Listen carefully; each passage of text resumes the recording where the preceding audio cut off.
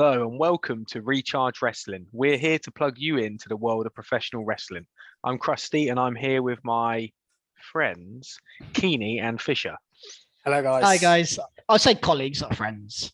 Well, I was trying to think then. I was like, what are they? The guys I just hang out with a few times a week and talk wrestling. Yeah. But tonight we are going to go over the happenings in professional wrestling, WWE, NXT, AEW. But first, as usual, we're going to go over to Fax Fisher for our beautiful news segment. Yeah, so there's two things to talk about this week. And obviously the big news that everyone's been talking about is Sasha Banks and Naomi walking out of Raw whilst the show was on air. So a bit of background information to it. There's a creative meeting about the show. They were advertised on the show to be in the main event, a six-pack challenge for the number one contender for the Raw Women's Championship. Doudrop, Nikki ASH, Becky Lynch, and Asuka were also in the match. The match had to be changed to a one-on-one match between Becky and Asuka because Naomi and Sasha legitimately walked out of Raw. Now, when they said they'd walked out of Raw, I thought this was a storyline when I first was watching the show, but Corey Graves kept going on about it. Becky Lynch. It did feel like a play, didn't it? Yeah, Becky Lynch did a promo where they had to kind of last-minute plan it with her and Adam Pearce. And a bit's come out about it since, but we're still waiting to uncover sort of everything that happened, really. But the word is that they weren't happy with how the match was going to be portrayed and how the tag team titles don't feel important. They left the tag team titles apparently on John Laurinaitis' desk and walked out. So yeah, what are your thoughts on the situation? It's a difficult one to cover because we don't know the full facts yet. But from WWE's statement and things we've heard online, it seems like a bit of a messy situation. Yeah, I think. I mean, it's mad that it happened. Actually, I can't believe it happened. But for me, I think it's very unprofessional to walk out due to a booking decision. If everyone did that when they disagreed with a booking decision, then we'd never have a show. I think it's a dangerous thing to do, and I think Sasha has that kind of star power. Maybe she can get away with it, and maybe Naomi being attached to her as well. You know, if this was someone lower down, like not as big name, that they'd be out on their ear straight away. I'm sure they wouldn't stand for this kind of behavior. So for me, I am very surprised that this has happened, and I'd also be very surprised if they did anything to Sasha and Naomi because they just can't afford to let them go. I don't think anything.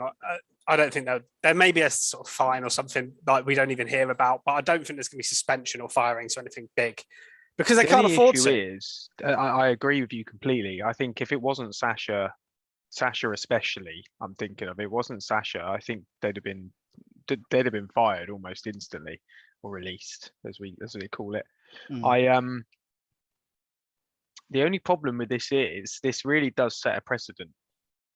If someone doesn't like something, they can just walk off and they'll just say, well, Sasha did it, Naomi did it, why can't we? We know loads of times people have been unhappy with bookings, but I can't say we've ever had a walk. I mean, you even had Charlotte and Becky almost like fighting in the ring, but they were in the ring. They didn't walk off and ditch a show, did they? No. And how long were FTR upset when they were in WWE towards the end of everyone, where they were doing that weird itchy pants stuff and it was really stupid. Even Tony Storm's one, because she obviously asked for a release, but she didn't walk out in the middle of a. I mean, walkouts have happened plenty of times before. CM Punk did it once. Steve Austin famously did it back in the day, and he wasn't on TV for months afterwards.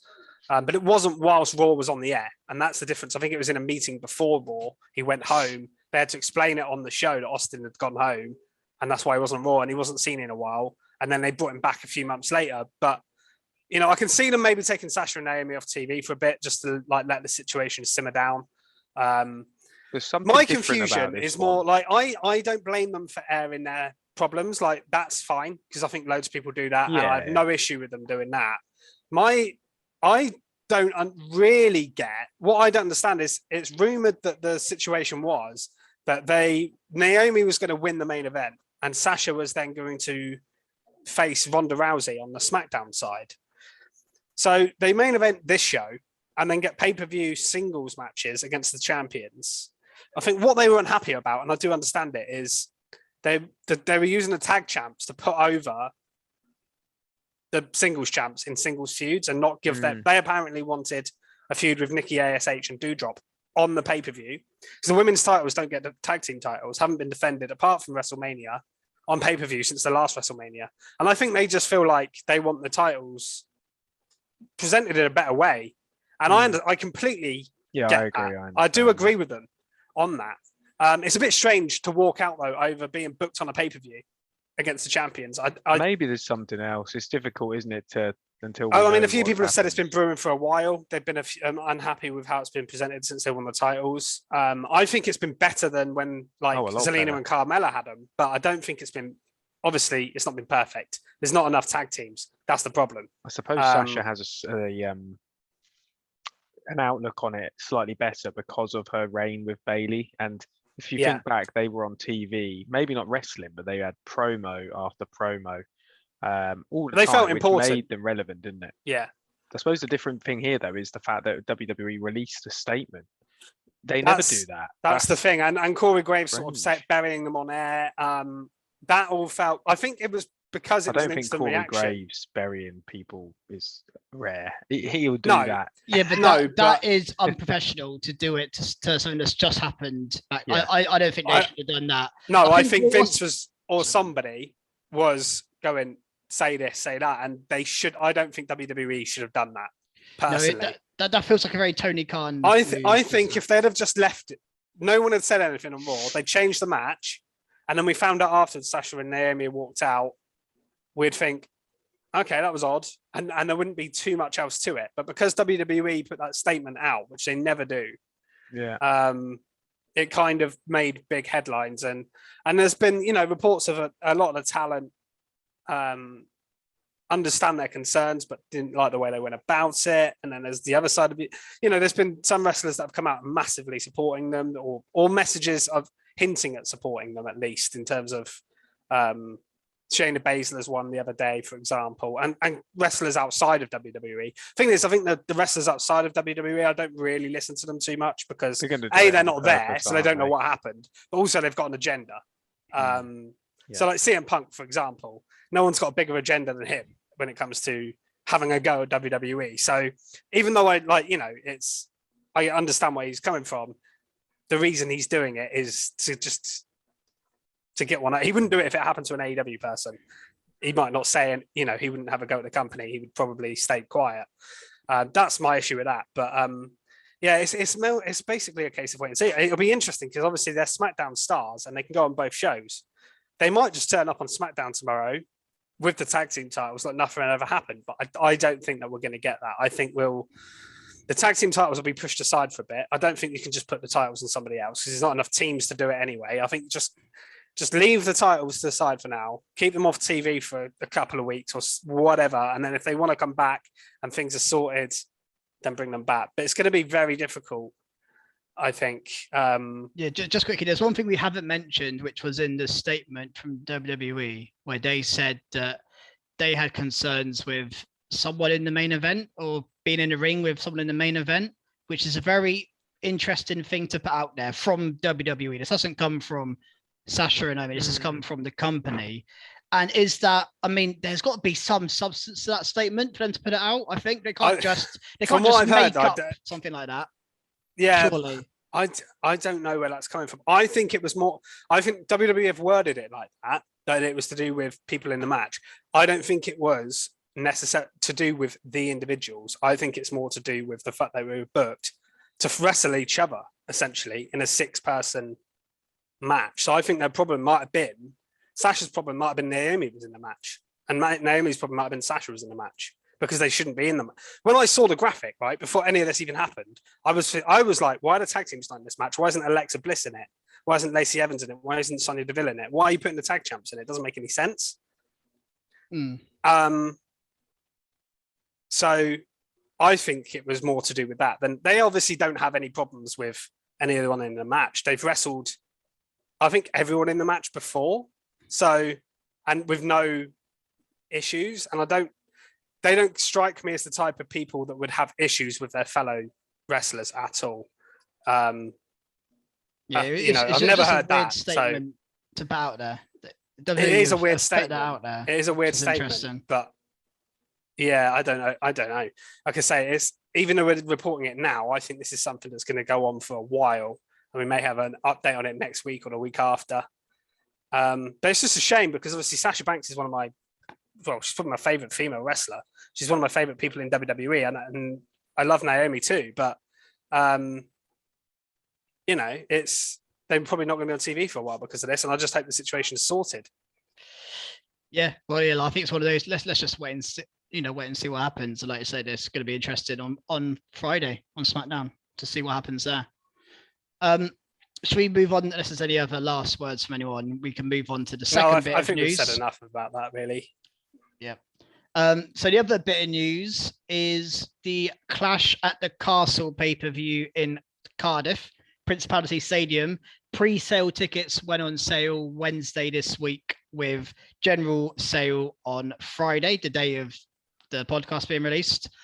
I mean, we said it before about how much we're looking forward to this, and the three guys here at Recharge have got our tickets for it. So we're absolutely buzzing to be there. I mean, just to be amongst the atmosphere. I mean, whatever card they put on is almost irrelevant at this point. We just can't wait to be at a pay-per-view. It's our first opportunity really in our lifetimes to be at a pay-per-view, other than traveling to America.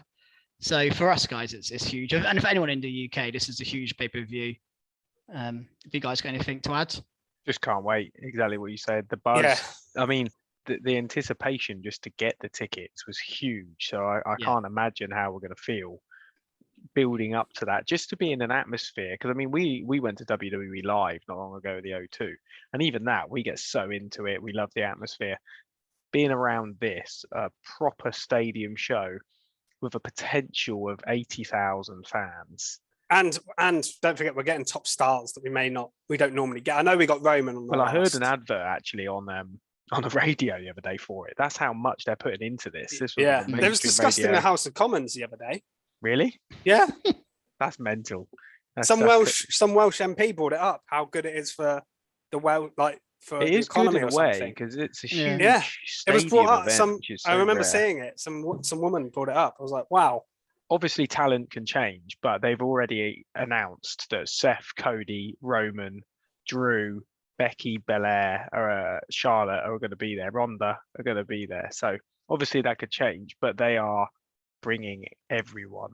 So, and we've got to get a legend. They're going to bring somebody, surely. Yeah, I've got a feeling. So I reckon Edge will probably be there, and there's a lot of talk out today about John Cena returning to WWE very soon. Now, he worked SummerSlam last year, so he might work SummerSlam. He might work SummerSlam again. But how cool would it be if we got John Cena? Because he has done Saudi shows. He's done he did the first one, then he didn't. But he has done super shows outside of the US and things. What about you never know. I think the obvious one from a UK point of view is Tyson Fury. He's the one. Yeah, I think he will be there. He will definitely be there. Yeah, I think that. I mean, again, not too fussed on watching him live, but I'm sure. No, not wrestle. If I was watching a box, it'd be cool. But oh yeah, of course. not wrestle. That's the thing. I'm sure it'll be good fun, whatever he does, though. He wasn't too bad last time, was he? So, but yeah, totally. It'll be entertaining, I'm sure. But let us know if you've got tickets and if you're excited. Yeah, can't wait to be there amongst everything. Let's move on to the weekly shows, and I can keep up some positivity, and I can kick off with SmackDown. I can kick off with a top mark. I will just start really positive. And it's rare, week. By the way, that we start positive on SmackDown. It is rare. But before we say anything about your top mark, I thought SmackDown was really good last week, and I was happy about it because it hasn't been for some time. But yeah. No, I agree. I was really good. And it kind of stems from my top mark, which is, Ronda Rousey came out and issued an open challenge to anyone in the locker room. And it's one of those where you just expect, kind of nothing to happen, or a squash match maybe, or maybe, Charlotte comes out moaning, or there'll be some sort of angle. It's not, how often does Ronda Rousey just have open challenges on a weekly show? And only did we get a fresh matchup, we got Raquel Rodriguez coming out, and the match was so good. It was maybe I the was best. shocked at how much they had to dominate. It might have been the best I've ever seen Raquel, by the way. We've seen her in NXT. I don't know if you guys agree, but I thought she was superb this match. And that might be a bit cool, the best she's ever looked. But it was very good. Yeah, and I was so chuffed with this. Yeah, and I think obviously Ronda won. That was never in question. But did she put Raquel over? Yeah, she really did, because Raquel now has gone from someone who's not done much on SmackDown so far. You know, had a couple of maybe one squash match on TV, but not done anything. Now, to me, she's like moved up the card quite a lot just from this match. This is how you make someone and make them feel credible down the line when you have number one contender matches. Raquel's going to be in the conversation now, and I just hope they can build on this. I think she should be the next. Obviously, I think the plan was Sasha to be the next in line, who was the obvious person on SmackDown. But apart from that, I think Raquel is probably the next best shout to have another match now, especially after this. I still think Shayna personally, but yeah. It's so pleasing to see. Based on booking, though, probably not Shayna. No. I want Shayna versus Ronda, but how she's been booked, I don't think. I think you need some story going into it before. You know, they don't use. Get there. But there's a prime example, really, that they haven't used someone correctly. Shayna Baszler has not been used correctly, although she's been in the mix. But it's so good to see somebody come up from NXT, and I was worried at first. The promos were ropey. She was just smiling. Well, the first time we saw her was with Angel Garza and Humberto trying to woo her. That was the first time we saw her on the main roster. So that wasn't a good start. Even her promo the week after, I think it was. Yeah, definitely. Like this smiley, happy babyface character. I was like, this is not what we've seen. Well, I saw her come out. I thought this is going to go wrong. She's going to smile, and Ronda's going to try break her arm. And I thought she was going to beat her in like 2 minutes. I was worried. What a cracker! And as you said, it made her look good. She was showing real power by breaking out submissions, which you don't see that with Ronda Rousey. And this is the first match they've had. But you also see how big Gonzalez actually is. When she stood next to Rousey, she makes her look small. But yeah, great top mark. I think that's a real good shout. Yeah, and obviously you got a handshake afterwards as well, and the sort of Ronda looked like, blimey, I just kind of scraped to victory there. Mm-hmm. But what I also liked is off the back of this, so you got Raquel look strong here, but they also played into the story of sort of trying to put forward more contenders on SmackDown, because Aaliyah and Shotzi were arguing over who should they wanted an open challenge. Yeah. And it was just kind of making it look like, okay, this is the division and the direction we're going in now, where it's felt directionless for a long time. It's just been Charlotte and Ronda, really. Because Sasha and Naomi have been doing tag stuff. Shayna and Natalya tagging, and Natalya down on NXT, Shayna in the background most of the time. This kind of felt like, okay, we're starting to shape a division now. One thing I will say is, this was a top mark and it was great now, but do you remember when Shotzi first had a call-up and she had the same thing? Was it with Charlotte or was it with Sasha? It was with Charlotte, wasn't it? No, it's Sasha. She attacked Sasha. I thought she had a match with Charlotte, then had a match with... I can't remember, but... No, I think she attacked Sasha first and then had a match with Charlotte. She had a great match that took, I think it was Charlotte to the limit or something like that, and then nothing happened. So I'm hoping this time they capitalise. That's, all I'm trying to... Yeah. No, I completely agree. There is a possibility that Raquel might not even be on SmackDown this week or the week after, and we won't not see her for 2 months. Do you know what I mean? I hope they don't do that. That's all. They might need her now with Sasha and Naomi. Well, yeah, they will. They need all the women they can get, really. Yeah. All right. Anything else? Well, of course, there's other stuff from SmackDown. What else from SmackDown? There was Sami Zayn versus Riddle, another good match on the show. A fresh match again to see. Yeah, I mean, what do you guys make of Sami Zayn trying to get in the Bloodlines good books? I love the fact he came out in their t-shirt and everything. I was like, okay, he's just a full-on. I'm enjoying him. He's more of a Bloodline mark than we are right now. This character is great. I'm actually really enjoying it, and he's won me over because I wasn't a big fan of Sami. Yeah, but the way he's going about it, since WrestleMania really, and the stuff with Knoxville, he's been on fire, and I just love the chemistry as well between Riddle and Zayn, where he's calling him Rusty. Yeah, the crowd are really into that as well, chanting it a lot during the match. But the match itself as well was a banger. It was really good. Yeah, and I like the fact they played into, because obviously Zayn had a match with Nakamura the week before and won by count out, and he tried to do the same thing again, smashed Riddle in the barricade. Riddle got in on 9. But yeah, Poor Riddle, old Shinsuke, by the way. he had a funny line on this show, but other than that, yeah. Potential match with Roman Reigns to losing by count out. Yeah. He called Sami Zayn that he said Roman might be the head of the table, but you're the table's arse or something. Which was kind of a good line from Shinsuke, but that's all he did on the show. They should be using him a little bit more with the small roster they've got. At least he's on the show. SmackDown. At least he's on the show. That's something, I guess. Yeah, he'll probably I reckon they'll do Sami. Take the small wins. I reckon they'll do Sami and Nakamura again. I think that's where we'll go because it was only count out. I can see them doing that match again.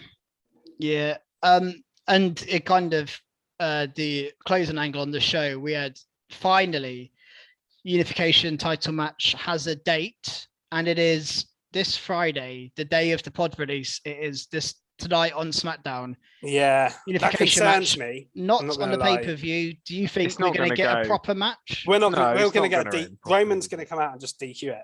Yeah. So do you reckon this is going to Hell in a Cell, this Unification, or is it ever going to happen? I think if you do a DQ here, you have to give it end by. Lost you there, Fish. Sorry, I accidentally hit mute for a second. Yeah, you have to then do the match. You can't not do the match again after actually starting it and doing a DQ. I'd love to see it in Hell in a Cell. I don't mind seeing a DQ if we get that. This would be a banger in the It will be interesting to see what the other, because we've got one Hell in a Cell match set from the Raw side. Yeah. So maybe they'll do this as one of the others. And then this is one of those. They do it very rarely, but I think this is a case for it. Is you could just have half the show be this match. Like we've seen it before. They do it with gauntlet matches sometimes. They did it with, I think I brought this up before, but AJ Daniel Bryan match for the US title. They just did that, and just that was half the show was just that match, and it was incredible. They do it very rarely, and I think it really makes it special. And I think these 4 guys, just have them go for, most of the show, like 40 minutes. So, yeah, 40 minutes. Give them, I would love them to do proper that. Intro, proper after match. Maybe it's a little too big. Promo before. RK Bro, we've argued, are potentially they're like one of their biggest stars at the moment. I think they're the biggest baby faces in the company. Some people's in some people's eyes, they are the star, aren't they?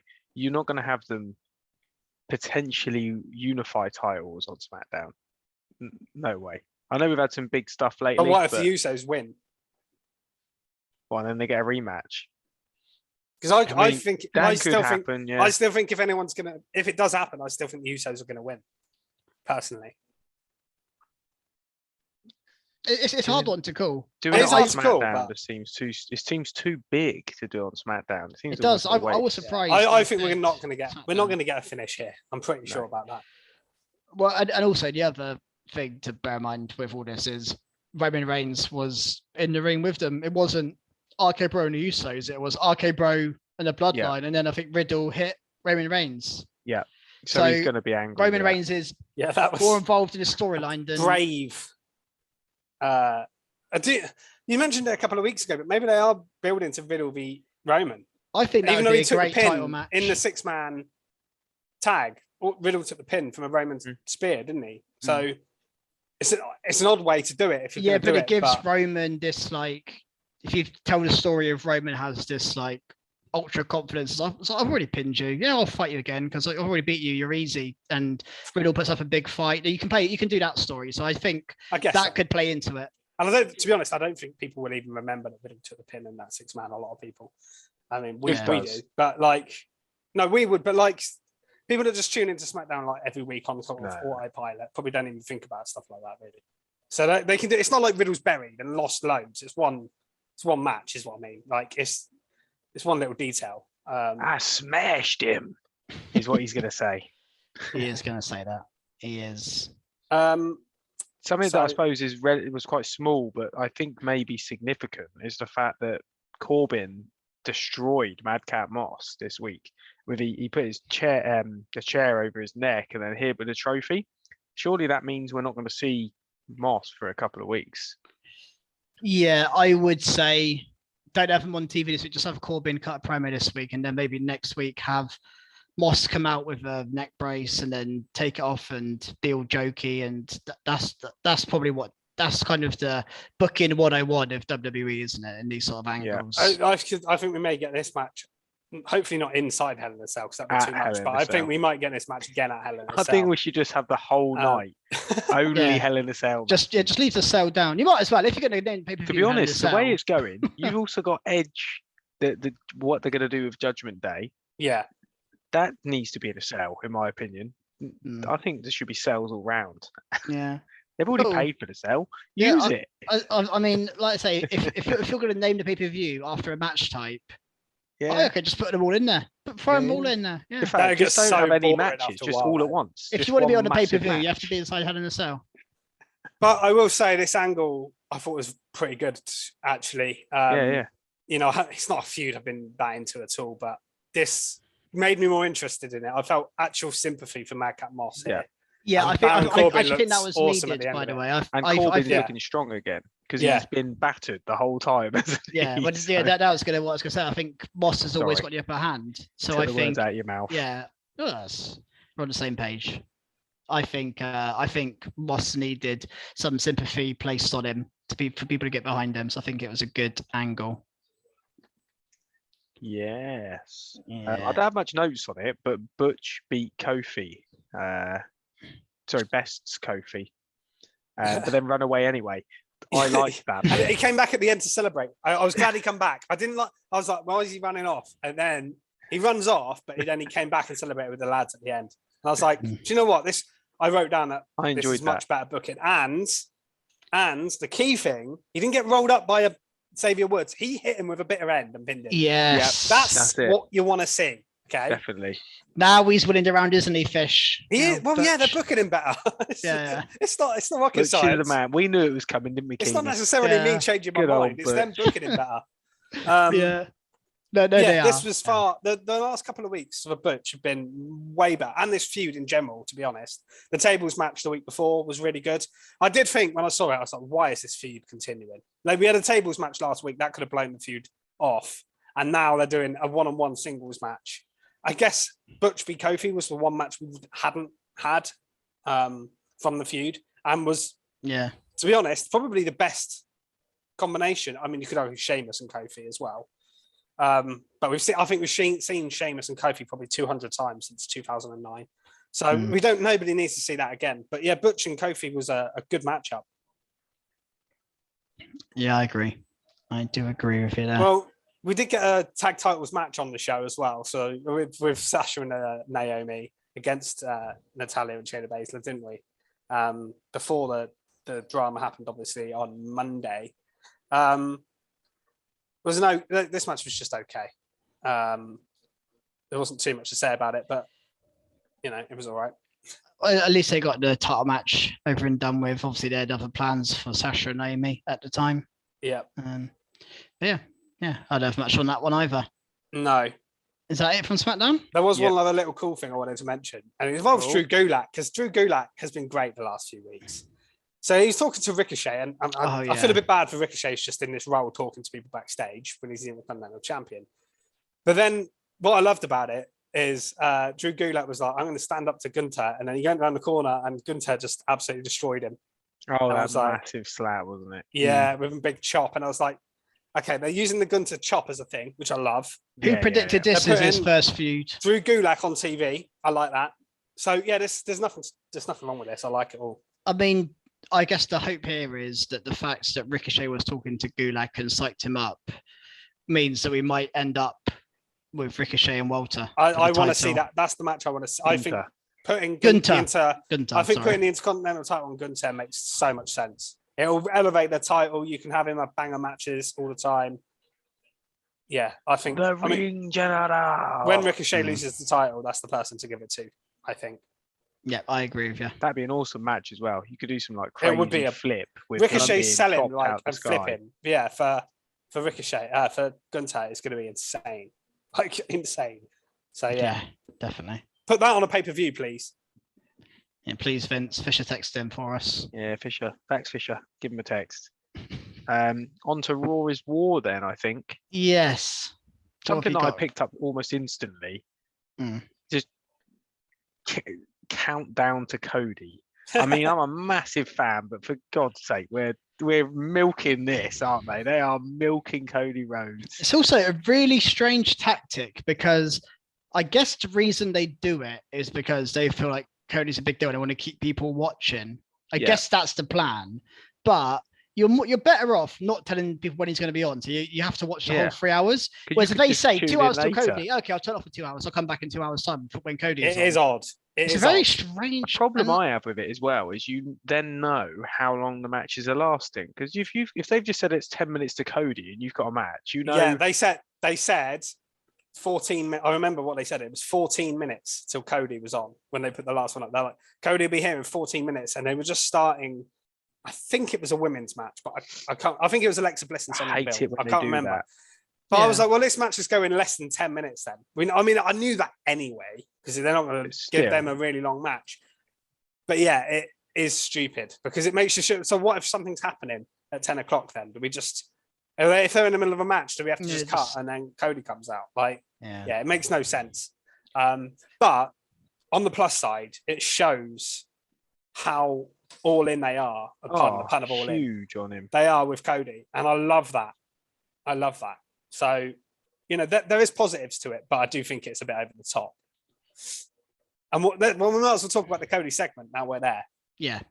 So definitely. What did you actually think of the segment itself? Krusty. Sorry, I'm trying to find my notes. You've jumped. I mean, the promo was decent, wasn't it? I did enjoy it. And the fact that the sort of end of this means that we're going to get Cody Rhodes versus Seth in Hell in a Cell. I mean, it wasn't quite a Vince Hell in a Cell, but Cody did well with his Hell in a Cell. And then, to be honest, the way Seth responded to this, again, just solidifies how amazing he is to me. Just laughing, saying, let's go, basically. Well, that was basically what he wanted, wasn't it? That's why he did the stomp. He goaded him into it. Yeah. And he got what he wanted, which was a third match. And I love the fact that Seth referenced everyone changes after you've been in Hell in a Cell with him. And which is actually pretty true, because you've had The Fiend and you've had Edge last year, and Edge has changed dramatically. So it does actually make sense. And I really liked as well Cody's part of the promo referencing him painting his face before to try and Stardust reference. He was referencing old stuff from his first run, which I really liked as well. It feels more personal, this feud now, which is good. And Hell in a Cell should be the most personal feuds. You don't just put a match like. Thing is, I'd love to see Bianca and Asuka, for example, would be a great match inside Hell in a Cell. It'd be a great match. Mm-hmm. But there's no reason for it whatsoever. No. There's two baby faces. There's no feud there. So they might do it just for the fact of putting a women's Hell in a Cell match on the card. But Cody and Seth is the typical of the kind of Hell in a Cell feud that I like. You could even argue Omos and Lashley. I don't think they're going to do that now. And they kind of did a big match here. The only way you could, before we go on to the Omos thing, I just wanted to say that the only issue I have with the Cell and Cody feud, which I love, the only thing I don't like about it is the fact that Cody is 2-0 up. Yes, that I knew what you were going to say. Why they needed to do that? It just doesn't mean. I would have had Seth win by cheating that second time. I don't think Cody would have been any less over. There would have been a few people online going, "Oh, you've buried Cody because he's lost a match," but just ignore them people because that's bullshit. I like that impression. That's a good impression of the online fan. No, but there would have been, that as soon as Cody loses a match, there's going to be people saying that he's buried. It could be in the ring and give everyone on £1 million and someone would moan about it. So it's just one of those things. But I can't see how Cody can lose in Hell in a Cell. Although we've said it before, he works so well chasing stuff. So maybe you do crush him slightly now in the Cell. It doesn't. I don't see it happening. That's the problem. And then you've had Seth lose 3-0. Why did he just keep coming back? It just seems a bit pointless. I do get where you're coming from with that. I would have just I predicted Seth to win the second match, and I would have had it. You had the finish right there with the pulled tights. Yeah, definitely. So he could have just had Seth win by doing that rather than Cody reverse it. I know it's added to the story a little bit, but like I think don't see where Seth goes if he loses again. Well, yeah, I think we've always said Seth, defeats don't hurt him, but I think 3 defeats to the same person back to back to back will hurt you. The problem is the problem is he hasn't wrestled in between either.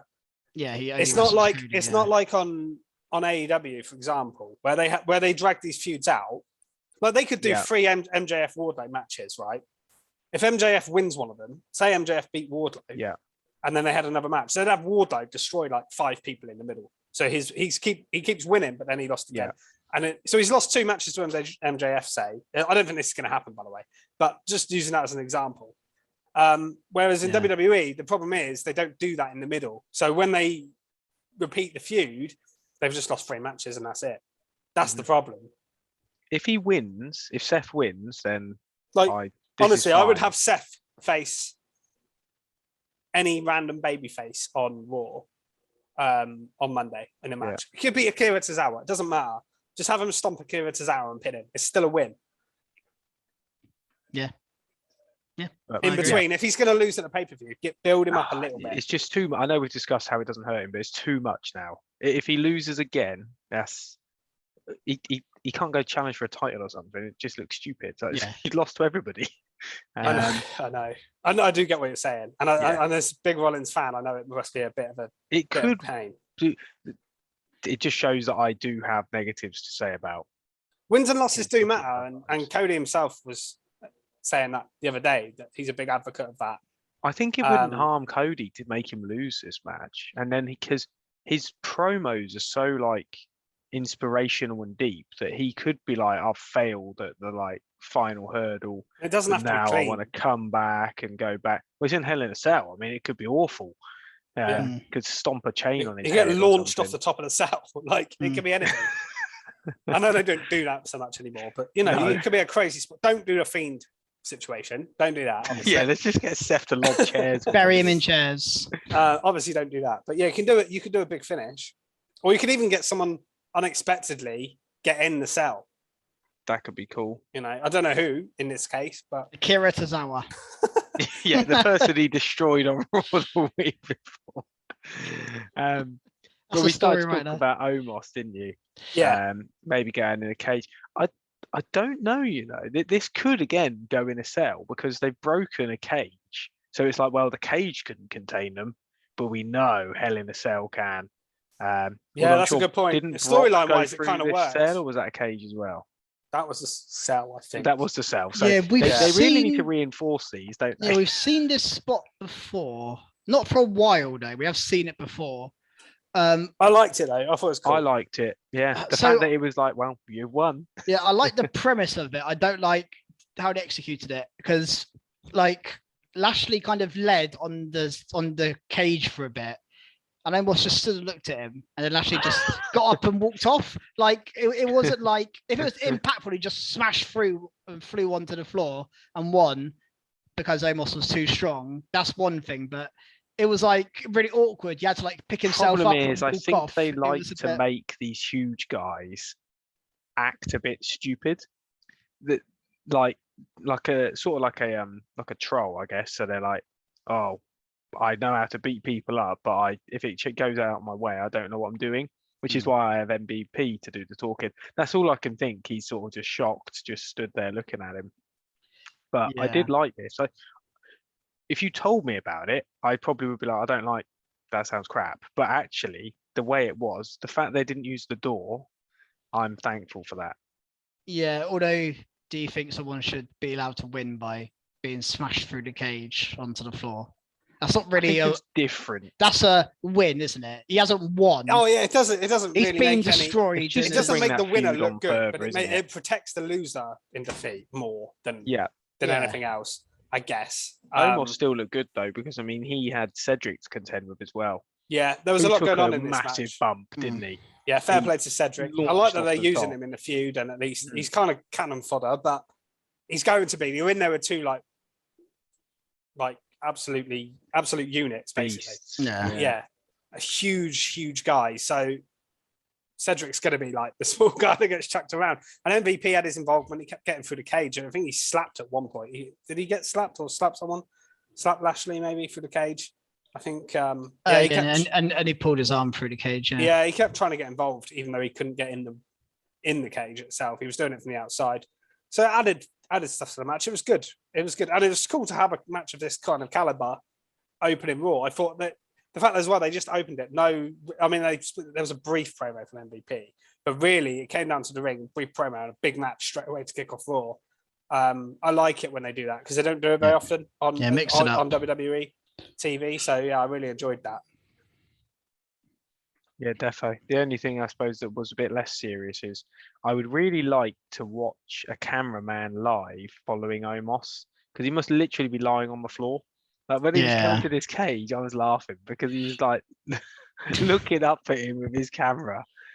I know. I think they tried too hard to make Omos look big. Omos is huge. You don't need to lay on the floor to make him look big. Bigger. Just put him next to MVP. He looks huge. He looks massive. Put next to Lashley. Yeah, he looks massive next to Lashley, and Lashley's massive. You do not need to lay down on the floor to make. They really go way too over the top with. I must say, I'm enjoying him more now. Is with MVP.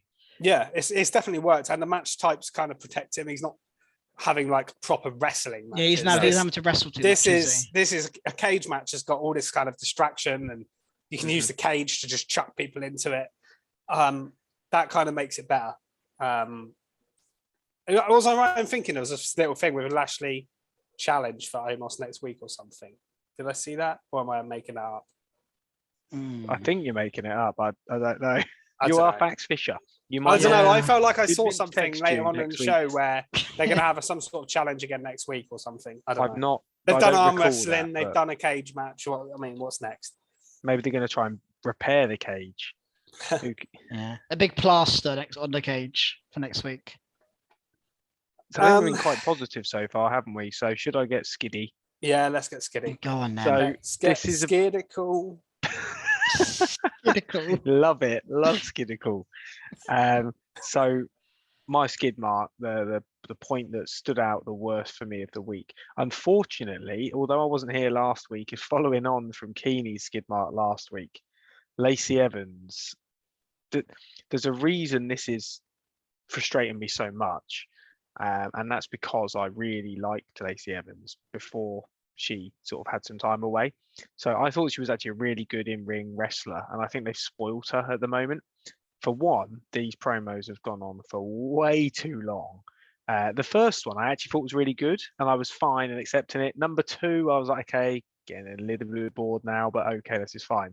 Now, I think we're on 5 or 6, maybe. She says the same thing every week. And as much as I appreciate the sort of premise behind it, sort of respecting the armed forces and things like that, I think it's a cheap way to get cheers. And it's almost like even looking at the crowd, they're like, well, I have to join in here because of what it is, but I don't want to because the promo's crap. Just really not enjoying it. They've not even had her wrestle yet, and she is a phenomenal wrestler. And her characters in the past were great as well. She really can get over with promos. So I just didn't enjoy this. I'm bored of it. So unfortunately, Lacey Evans is my skid mark this week. Please just get her in the ring and get her to win me over again. And they need it. I'm going to agree. I agree with you, everything you said. And there's two things really to add to that as well. First of all, obviously before they were doing it on the screen, then she's come to the ring, and now I'm thinking, right, she's in the ring. Let's have a feud. It's not the fact she hasn't even wrestled. There's not even been a confrontation with anybody else on the roster. That's what we're not even having a hint of a feud yet. And that's been what, that's worrying. Like 8 weeks a week since our first. I hate it when they do that, when they don't advance it at all. There's nobody coming out and challenging it. So that firstly annoys me. And the second thing is, and we've mentioned this before, we don't know whether she's a heel or a face. Every time I get so confused as to what she is, because you're playing to the crowd, you're pandering that much with that kind of gimmick. There's kind of like John Cena babyface kind of style in a way, but it's also, there's an undercurrent of like, I want your respect. I demand your respect. Yeah, and demanding it. And a bit of a heelish vibe to it. And I don't think she has the charisma to pull off the baby face. I mean, I think she carried herself well here. I don't think she delivered the promo wrongly or anything. Didn't have a problem with that. She's very good. It's just the content, isn't it? But the content is repetitive. Yeah, and definitely. As well, I think for us, maybe if you're in the States, you like this stuff more because it's aimed towards you. I don't think we can even relate to this. I don't think they do. There were some USA chants, but I think a lot of people are just like, it's confusing as well. I think, Chris, I think you have to, don't you? When someone's being that like in your face about it, clap, you would have to be like, oh, USA. Like it's kind of like almost like a forced thing. I think you're right. I think the reason I skidded it last week was because she seemed to just turn heel last week for no reason. I was like, why she gone heel all of a sudden? When they were like, Lacey Evans demands everyone cheers her and she walks out. Odd, and I was like, oh, she's a heel. That's weird. Okay. Like, and that was my thing. I was like, we've had six weeks of them doing face promos. All of a sudden, she's now a heel. Like, I didn't get it. Now this week she's back to a face again, I think. But again, like, there is a point you could do too much. And it's like, again, I said this last week, is Lacey Evans worth 8 weeks of our time with nothing happening? And you talk about an opponent and a feud. Yeah. This is a really difficult subject to get somebody to feud with, especially in WWE, because you're not going to get someone like MJF from AEW who's going to go in on or Britt Baker maybe be a better example, go in on what they're talking about. WWE aren't going to do that. So how do you even get somebody into this feud? You can't talk too badly about what she's talking about. Yeah, you need someone anti-military or something. I don't know. I think they'll do the cheesy, typical heel foreigner route, and they'll have someone that I think they'll go down that line. I don't want them to because I hate those storylines. I think they'll drop it. I think we're gonna get. I think they're just gonna stop. I honestly can't see this going anywhere. Yeah, I think it's just going to end. Also, one thing to add to this is she switched brands in the middle of this for no reason as well. Yeah, I think it was better served on SmackDown. Yeah. Like I said, SmackDown would have needed her more. She could have answered Ronda Rousey's challenge. I'm glad she didn't because Raquel did well, but that would be another top contender on SmackDown. Whereas they're going overboard. There's so many. I mean, Alexa's. We said this last week, but Alexa's back. Asuka's back. Sonya's now a full-time wrestler on Raw. Yeah, you've got all these women. Like, to me, she's just going to be there anyway doing this, and I think it's just a waste of time. I agree with you. It's been a waste of 6 weeks. Yeah, I think this is probably a triple skid, isn't it? We're skidding. Yeah, I mean, we said we're talking before, and I thought I can't skid it again. I feel like I always skid Lacey Evans. I want to give her a week off, but I still moaned about her. Yeah, I didn't. None of us liked it, but you know. I think the real reason is though we like her as a wrestler. We know her characters can be great, and we just want improvement. And not the same thing every week. It started off fine, but yeah, let's change it up, Lacey, please, or at least do some wrestling. That'd be great. Yeah. So we mentioned last week that it seems like Mustafa Ali's feud is not with Ciampa, it's with The Miz or Austin Theory. And we had this kind of again this week. But this week he took on Veer Mahan, Mustafa Ali, was the Miz referee again this week? Yeah, he was referee again. So Miz is now a full-time referee by the looks of it. I mean, the feud is the Miz and Ali. That's the feud here. I don't really get why Ciampa got involved in the first place. He seemed to just attack him and then had a match, and then that's Ciampa done with. And as soon as they've given up, I think I know why Ciampa's attacking people, but we haven't got there yet. Yeah, he's going to join Judgment Day, I think. Yeah, maybe, but if it was a bit weird to. At the moment, it just feels like it's Ali against everyone. At the moment, it's a bit weird. Like, well, this literally was. He was fighting all the odds here. And I like it when they, a babyface really has the odds stacked against them. So you've got a referee, you've got the champ outside interfering, Austin Theory, and you've got a big monster heel in Veer. So you've got a lot going on, and he was never going to win the match. But the story has to be eventually he overcomes this and becomes United States champion, right? Otherwise, we saw the Mysterios come down towards. Yeah, I think we'll get the 6-man tag here somewhere. Theory, Miz, Theory, and Veer versus Mysterios and Ali, maybe next week or something. Good to see the Mysterios return. Obviously, they were obviously Veer put them on the shelf, didn't he? With it? And they've got previous with The Miz as well, obviously. Obviously, yeah. So I think this all links in nicely. But I think the storyline has got to be they keeps like Ali keeps getting screwed over, but then eventually maybe he has a match with The Miz, and if he beats The Miz or something, he gets a title shot at Theory, and then maybe he wins the United States Championship. Yeah. Or something like that. Although I quite like Theory's run with it. So do I, but I do think Ali having a babyface run with the United States Championship could be really good. Yeah, I agree. I think he deserves it. And to be honest, the way he came back after the way sort of the saltiness went down a few months ago when he asked for his release and was really hating it, it wouldn't surprise me if they promised him something like a title. Yeah.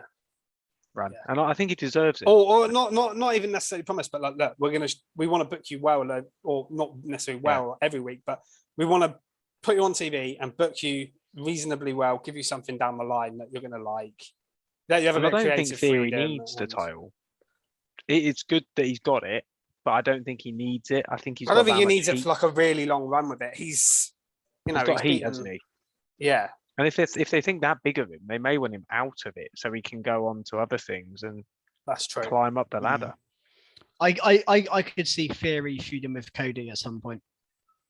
That'd be awesome. Yeah, they did the match for the title, didn't they? Yeah, I could, and I think Cody even mentioned in his promo this week about the US title again. I just don't see Cody winning that title though. I mean, the US title maybe at some point. The American Nightmare US title. It would fit it completely. And he was a very good TNT champion, Cody, as well. Cody comes back to win the WWE Championship, and I know that's not really currently available at the moment, but I've got we've got Money in the Bank come in and all that.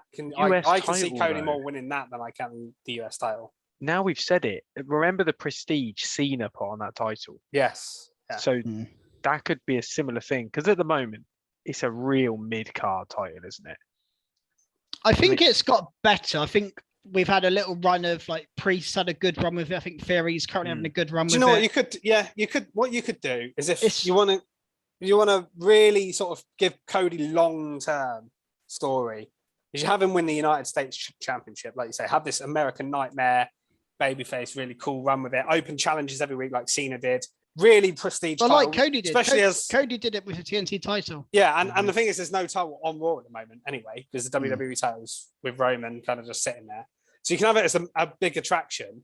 Then you can have him lose it a few months down the line, put someone over like strong, and then you can start into the main event program for the WWE title. Maybe you have him win the Royal Rumble or whatever, Elimination Chamber, something like that, and then you have him fight for the WWE title at WrestleMania. That could be his whole first year. You've sorted there. Like with really important, good storylines. So yeah, I mean, the only reason I was saying I don't think he'll win that title is purely because I think he wins the WWE title sooner than that.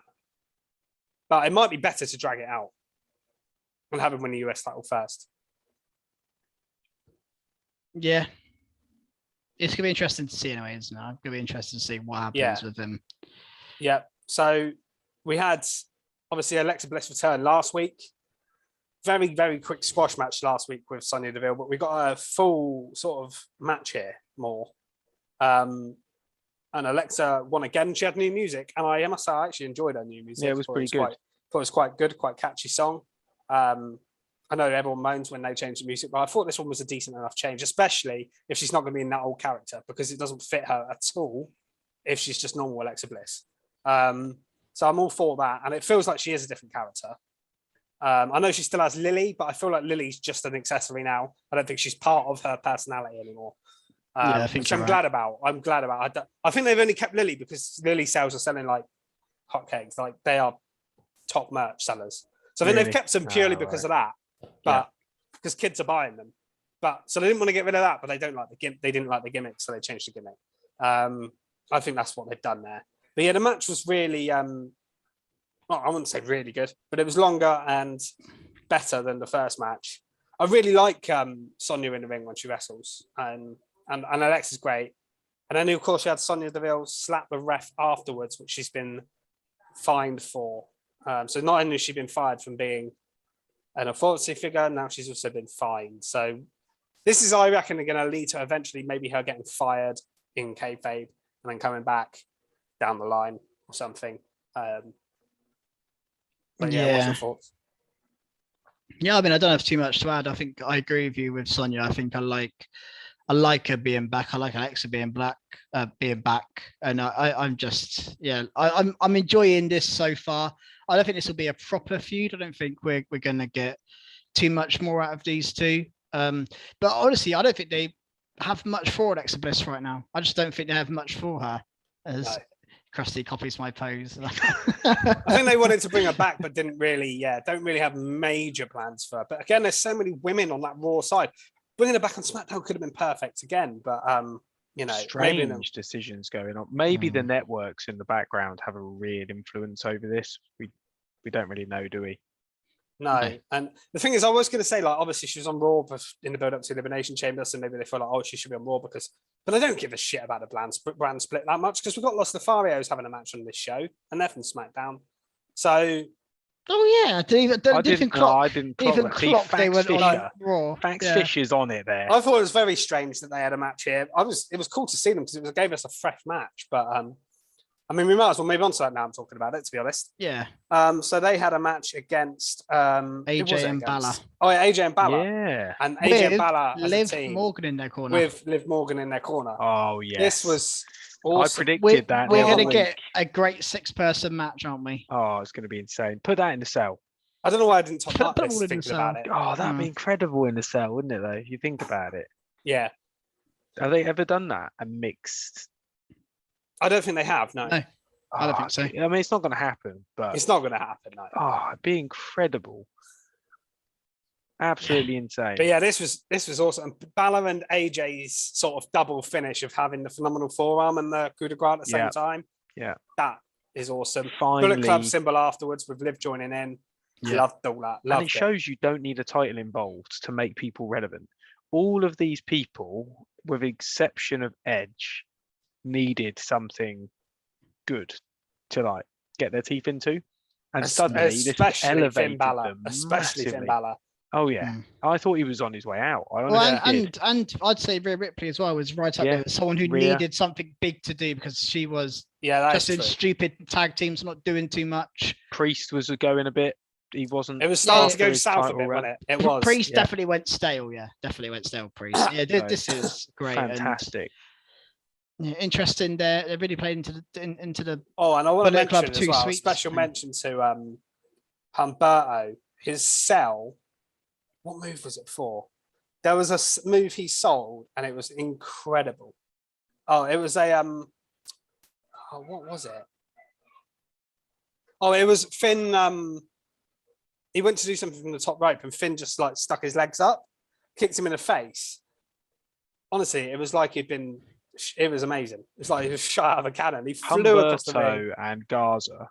We knew on it when we had them on NXT how good they are. I think they deserve a tag title run at some point. I think they're really good, honestly.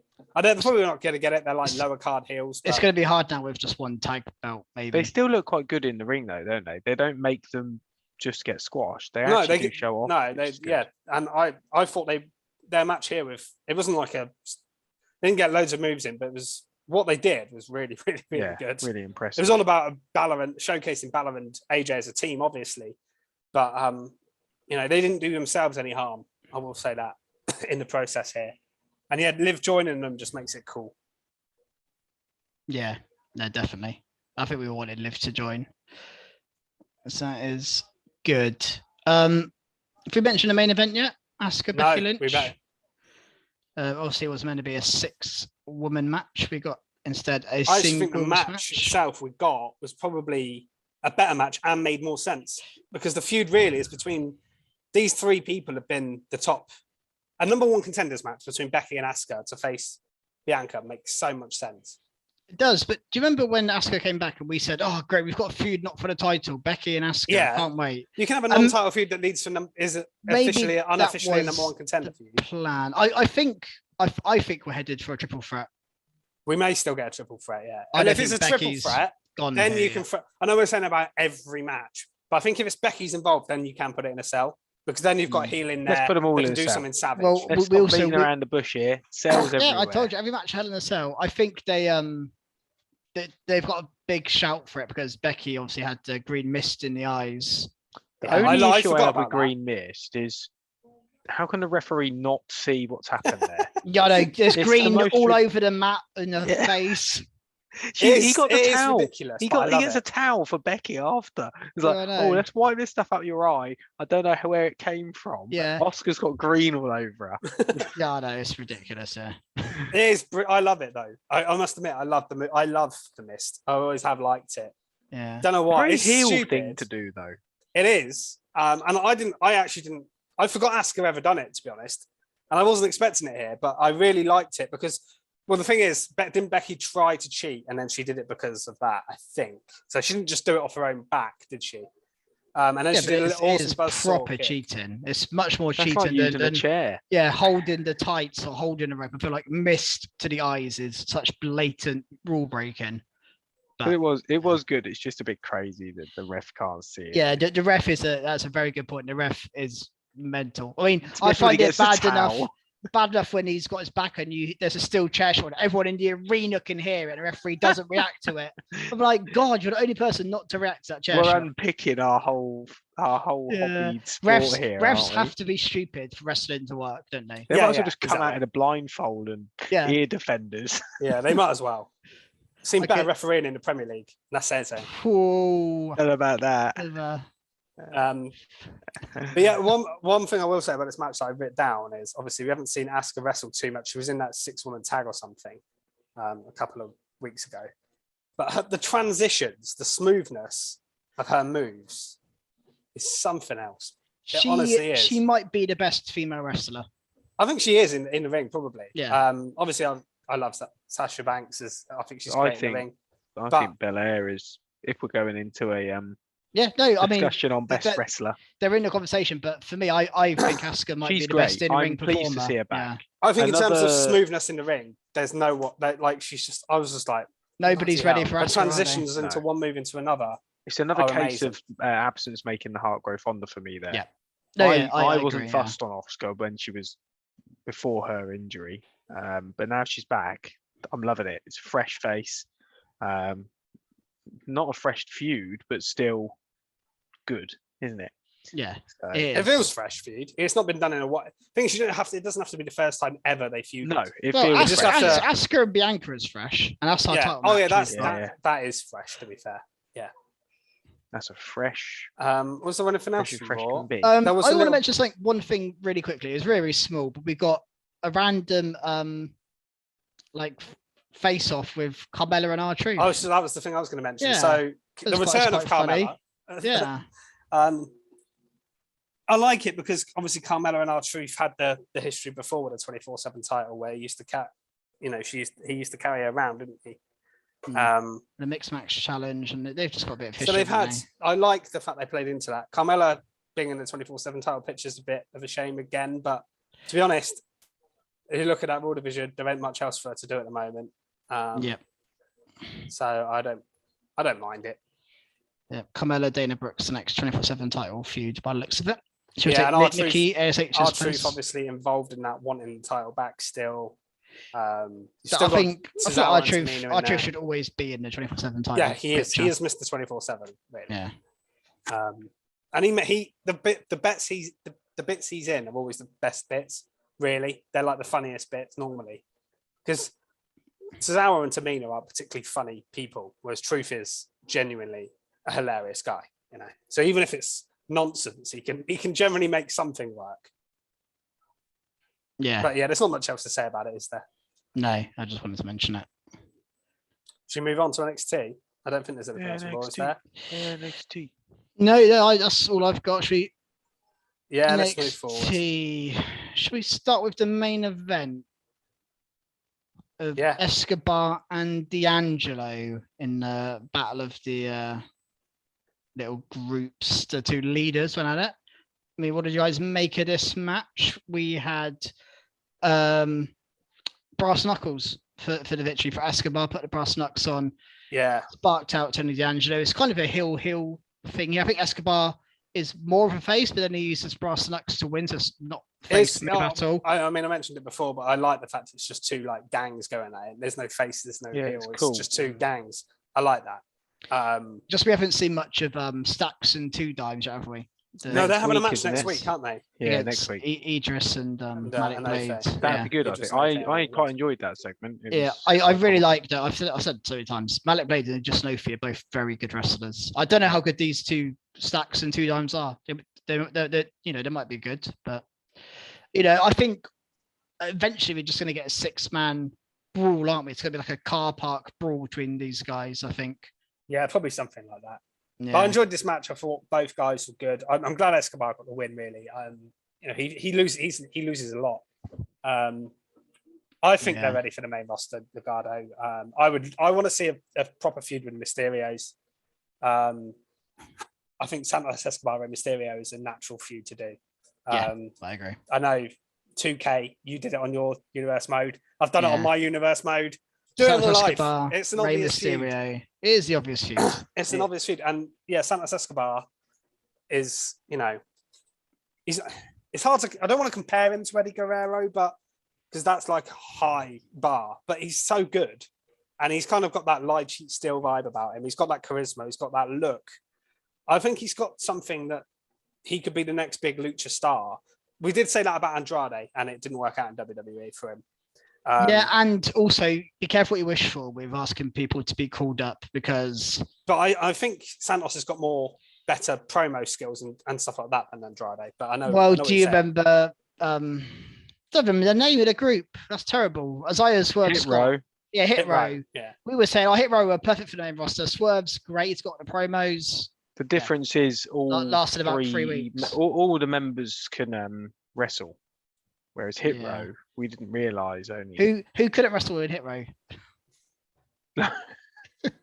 I'm not going down this route with you. Okay, we won't go down there again. Okay, believe it. I know what you mean. I think they would be booked. I think they didn't know what to do with Hit Row because they were so like in NXT. Their act was so cool, but they're not going to put that on the main roster. Whereas with Santos Escobar, I think you could, and it would work, and you could just. His name is awesome. Yeah, I think he's got more, just name roster sort of style about him. Yeah, I think it'd be good.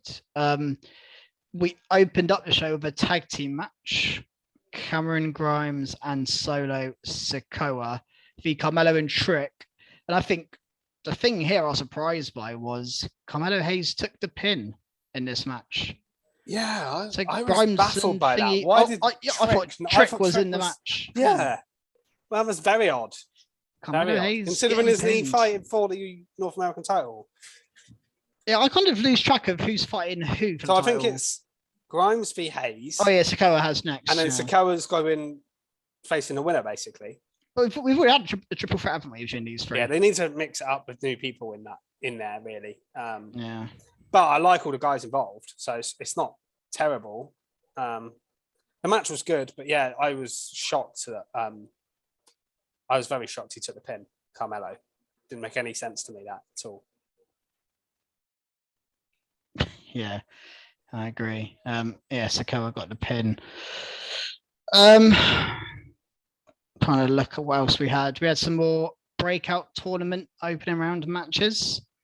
Lash Legend beat Tatum Paxley to qualify, and we had another one as well, which I am trying to find. Roxanne Perez defeated Kiana James as well. Probably the expected outcomes, I think. Does anyone have anything to say on these two matches that were nothing special, really? No, other than, again, I really like Roxanne. I think she's got a lot of potential. This match, all I'll say about this tournament is it's gone all the obvious way so far. But it's interesting now. I think we're going to get a Nikita Lyons and Roxanne Perez final. I think that's the best road to go down. But yeah, I thought it was good. The match, not a lot else to say about it. The Lash match wasn't particularly good. It wasn't terrible. It was all right. I thought the Roxanne one was quite good. Anything else on that, Krusty? No, I although I sort of watched and it wasn't too bad NXT, I didn't make a horrendous amount of notes, especially not on those matches. No, there wasn't much. I mean, one match that was a lot better. We had the Viking Raiders under Creed Brothers This again. was a Yeah, that banger was a again. banger. They had a great match 2 weeks ago, obviously, and had another one here. And again, played in the finish more. It was about the finish as well. They had a great match, but the finish was Roddy this time tried to get involved, but it was stopped by, I think it was Julius Creed. I'm interested where they're going with this. Yeah, same, because Damon Kemp as well is factoring into this. And we mentioned last week, he's Gable Stevenson's brother, Bobby Stevenson. So he fits like a glove into this group. And I don't know if they're going to have him in the group and Roddy's going to get kicked out or what's going to happen. I like the fact that he's going to wrestle before Gable Stevenson. Yeah. He's disappeared. He's been in NXT for a while. He's wrestled in NXT UK, hasn't he? As well? He has, yeah. Gable Stevenson's disappeared, though, isn't he? Just gone. Yeah. I think he's doing because he had his big sort of Olympic thing and he's just doing training, I think. But yeah, I think we're getting the end of Diamond Mine, aren't we? I think by the looks of it. Yeah. Do you think they're going to allow the release of Roddy, or do you think they're just going to put him into something else? I don't know. Yeah. Personally, I reckon you should call him up. Yeah, I was going to say, if you're going to split Diamond Mine up, there is no point in keeping him in NXT anymore. NXT, he doesn't suit it anymore. Let's be honest. It's moved past people like Roderick Strong. He's done everything as well. He's done everything there is to do apart from win the title. And they're not been going to down do to that. NXT UK. He's had Him coming up to Yeah. SmackDown or Raw and just having good matches on TV. I mean, he's the one person on Cody's list left of dream matches that he hasn't wrestled. Is he? Body strong. Well, he had a list when he left WWE. He had a list of dream matches, and he wrestled everyone on it apart from Roderick Strong. Then he's now got these WWE dream matches, and he was like, "Oh, Roderick Strong's on both lists. He's the only guy." Let's bring him up. Everyone else is no one else is in one WWE. final match. He wants his back to be broken, doesn't he, Cody Rhodes? Clearly. Yeah, so the Messiah of the backbreaker. How cool would it be if Cody came down to NXT to wrestle? That would be mental. I mean, it's not going to happen. If they want the only NXT thing he could do to be is elevated, though. the only thing he could do is do something for the Dusty Cup, because obviously that would make a lot of sense. Yeah, exactly. Yeah. But it's a tag team tournament, but he could do something. He could present it, or He's not going like to NXT. Just for one. No, he's not. He's not going to. Well, not at the moment, anyway. They're doing Countdown to Cody. You say that AJ Styles came down. Yeah, but they weren't doing countdowns to AJ Styles' promos, were they? Get some viewers on NXT. They do. Yeah, exactly. If you want to draw people to it, I don't think they're that fussed about viewers on NXT. I think they're more worried about people training people down there. They've given up on the Wednesday night Raw Wars. Yeah, well, they're on Tuesdays now, so yeah, I'm really giving up on it. Yeah. That's how much they gave up. It's like it changed days. We watch it on a Wednesday. That's what confuses me. Yeah. Okay, I'll let you off. I'll let you off. I enjoyed a match on here, to be honest. I know I said I didn't take much notes, but this was one I did enjoy. Was Nathan Frazier versus Wes Lee. So just looking at them, you think, yeah, this is going to be insane. To be honest, this is two real good wrestlers who are pretty crazy and can do some good super stuff. Quick. It was such a fast pace. I love the speed. I say it every week that Nathan Frazier hits moves, and Wesley is the perfect person to sort of complement that. It was really skillful, and I don't know whether I like the ending or not. I saw it. It was so predictable. Yeah, because they showed Nathan Frazier walking down the corridor before the match, and he looked at Sophia Cromwell. And anyone that's looked at Sophia Cromwell has been beaten up by Von Wagner like a few minutes later. Do you think we're getting a new tag team here? I was going to say, do you smell Wesley and Nathan Frazier? I tag team. I think there'll be a tag team. I think, yeah. I mean, I think they might have already given up on Wesley's. A high-flying guy with long hair before. They're like, look, this guy's Nash Carter. He's Nash Carter now. Well, the problem is, I don't think Nathan Frazier has much of a personality, and I don't think Wesley is strong enough to be on his own. So I think actually it works for both of them to be in a tag team. Yeah. I'm actually for this tag team personally. Could be incredible. Yeah, I wouldn't be against it. And they also do you remember old Sanga? He appeared in the show. Yeah, And he was backstage. honestly thought we'd never see him again. I mean, are we You going were proven wrong. Do you reckon we're going to get Sanga and Von Wagner with these two? Sagna. Sanga I and thought we were Von just getting a Wagner? singles match with Wesley. Two big guys v two guys? Sagna. Sagna. two- Bakary Sanya is back. Two giants v two cruisers as your my GM fans. GM mode would Yeah. absolutely love They this. would then. love it. 5-star matches guaranteed. In fact, Yeah. Have you had a 5-star match yet? you just keep watching my series. I've keep seen. getting I've, four and I've a seen. half. I've seen a couple. I've seen. There a may couple, be some 5-stars coming. I've seen a up, we'll legendary see. one the other day. Seen a I'm legendary not very loyal to your GM mode. Pro Booker. Anyway, Anyway. we got off topic a bit. But watch that on our channel. Cheap plug. Yeah, do watch that. Yeah, Yeah, watch Keeney's GM mode. if you like my gym. No 5-star matches though.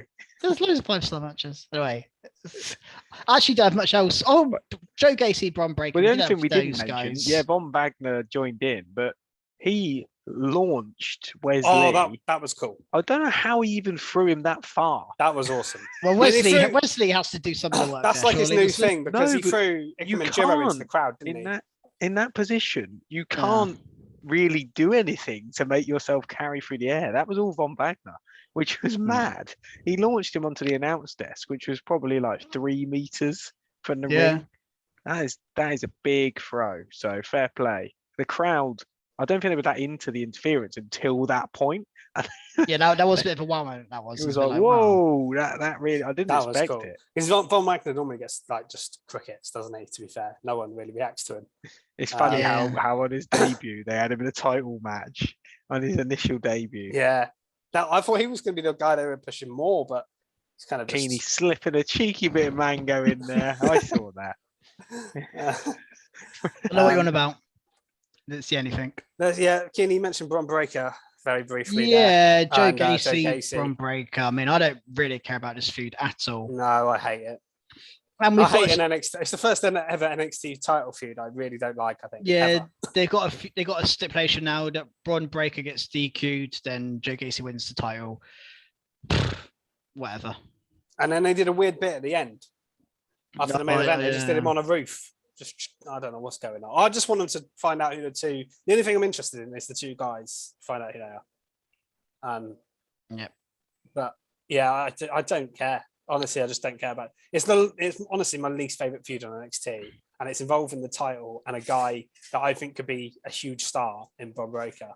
And I don't, and weirdly, I don't care about. Yeah, Joe Gacy is ruining the title right now. It shouldn't Get be him away from It it. shouldn't be in a title feud. This is mid card stuff at best. The only other thing I think worth mentioning was there was Grayson Waller versus Andre Chase, which was continuation from last week. I thought they had a decent little match here. Andre Chase impressed me in the ring, which I know he does like good character work and is Yeah, kind it's of a good. joke character, but actually he's a good wrestler as well. Grayson Waller always impresses me, to be honest. Yeah, he's great. The crowd as well gets really into it when he does his Chase U stomps. Yeah, he's really over. I didn't expect it, but They get really into it, and yeah, I'm enjoying what they're doing with that. It's actually quite good. So yeah, no problem with that. Decent enough little match. And Grayson Waller won with his little rolling stunner thing, which is a good move. Yeah, very cool.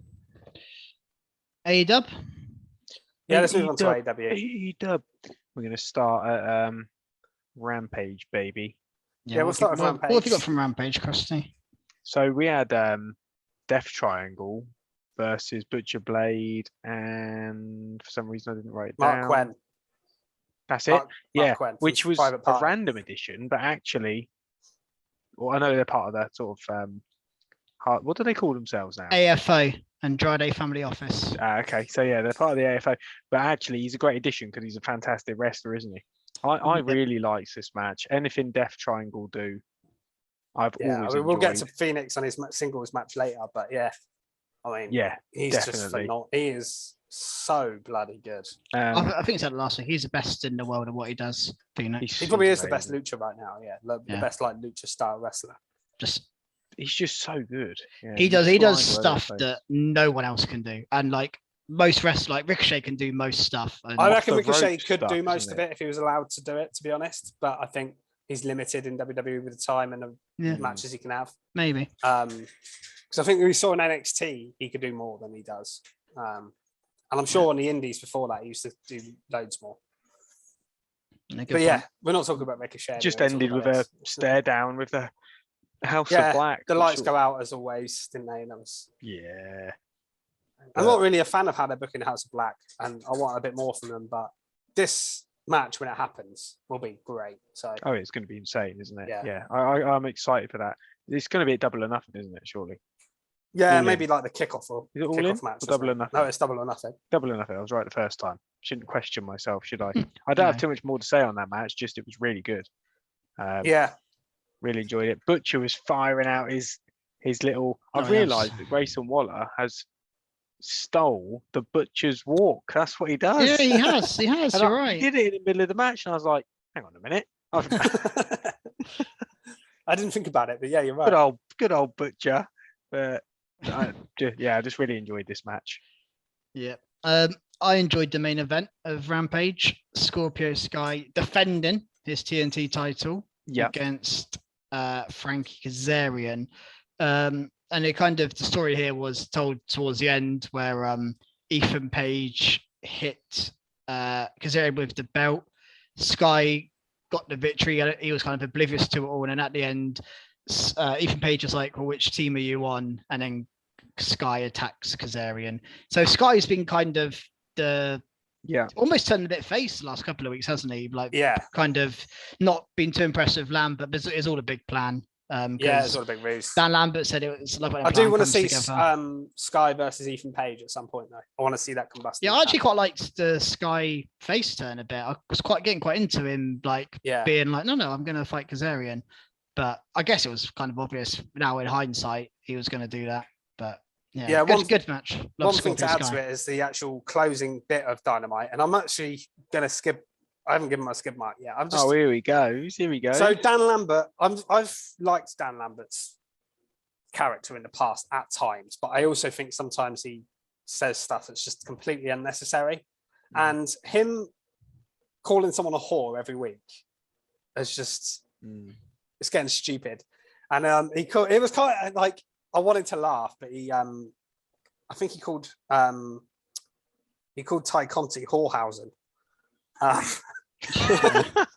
And again, it's just I know AEW doesn't script the promos, and we see that with the savage lines on Dynamite that Jericho had, and they let people cross, push the barriers a little bit. But does he need to do it every week? Like that's all he says every week to her, and I feel like it's just a bit unnecessary at this point. Yeah, and it's a bit. I'm just a bit bored. However, adding Hausen on the end of anything's a winner. Yeah, that's why I wanted to laugh, because the Hausen bit, but really, it's not. He needs to stop doing it, because it's like he was doing it to Brandy when he was doing it to Brandy a lot as well. Degrading, and I think it's just getting a bit much now. We shouldn't be doing it in today's. Yeah, and also you lose the shock factor if you say it all the time. Yeah. He did it once, and I was like, oh my god, he actually went there, kind of thing. But now he's just doing it like every week, and I'm just like, yeah, whatever. It's just boring more than anything else, and just to me, it just doesn't. It's not really necessary, because he's not a wrestler either. He's not going to get revenge. Like normally when wrestlers, like Jericho's saying stuff about Moxley and that, like on Dynamite, Jericho's going to get receipts for that, because he's going to they're going to probably kick his head in. But with Dan Lambert, it's just does this on the mic and nothing happens either. He is in the. Oh no, sorry, I'm thinking of Mark Sterling. Sorry, carry on. Yeah, Dan Lambert in wrestling. So Mark Sterling's in the match. I think he can maybe wrestle a little bit. I don't know, but can he? I don't know where you got that from. I've never seen. I don't know. I just feel like he's had a career in wrestling before. I don't know. Fisher's watched all of Mark Sterling's matches. I think he may not. The video. He may not have. I don't know. He may not have. But I have a feeling if he's in the match, maybe he can at least take a bump or something. Like, I don't think he's gonna. I don't think he's Bryan Danielson. I don't think he's Bryan Danielson in the ring. But imagine if he is. Imagine if he just absolute wrestling gimmick he puts on. Oh God! All right, here he is, Mark Sterling. Anyway, I do have one more comment from Rampage, baby. Ooh, okay, only baby. Only small. Okay. Sean Spears actually won a match on TV that wasn't dark, which I think is wasn't an AEW dark. I think it's building obviously to the Wardlow match, isn't it? I liked So it he because it was a doesn't look good too big weak. guy as well. So it was clearly insinuating that he can beat up a big guy. Yeah, Even though Bear Wardlow's Boulder, going to kick Bear his ass. Bronson, one of the same. Bear Boulder, yeah. because I always think they don't. It's just the don't use stupidest name Beard ever, at by the all. way. I kept saying it out loud the other day. Bear I Bronson. was like, who? Bear Boulder? Oh, It's like, Bear what kind of Bear name is Boulder. Bear Boulder? And then WWE gets stick for their names, but that's terrible. I'm sorry. It's too That is a big. terrible name. I Too just said it. big Tara's thing. laughing in the background. That's a bad Bear He name. broke the fourth wall. He Yeah. broke the wall. Get him. But yeah, honestly, Power bombs the shocking, fish. shocking.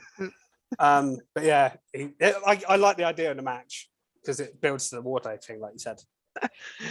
I knew his name was Bear Boulder as well, but I don't know why I decided to call him Bear Bronson. That'd There be a is better another name. one. His tag team, his partner's called Bear Bronson. Oh, Bear that's why Country. then. There are two of them. Ah, that's Yeah, why. Then. there's two of them. There we go. There was Yeah, I know they're also a tag team, yeah. there was also Riho versus Ruby Soho, wasn't there? Which was decent Ruby enough, Soho one. which Ruby won with a Blade Runner. Ooh, it's got a Oh, and name. there was a funny bit with Billy Gunn and his son's trying to be DX, which I thought was funny. But not a lot else to say about that. I'm quite enjoying Gun Club lately, to be honest. With the I Acclaim, like this he was like comedy. loving the Acclaim's ideas every time they said Oh, yeah, something. that was funny. Yeah, they kept. And then going on they kept trying to go an idea, and it's like, what if we do like hand signals doing this? And he's like, no, that'll never go. it. Yeah. Like, it was just funny. So if we move on to Dynamite, Yep. and it was Wildcard Wednesday. What did you guys make of Wildcard Wednesday? Not the wildest of wild cards. No, wasn't that Um, wild. But- How wild can their wild cards be? I do. I will say, at least Tony Khan didn't build this to be something that it's not. So many times we see him going massive announcement or must tune into Yeah. this. It was just Biggest by the way, announcement there's of all jokers. time. Yeah, this week. was just there's two jokers in the tournament, so I wasn't personally expecting.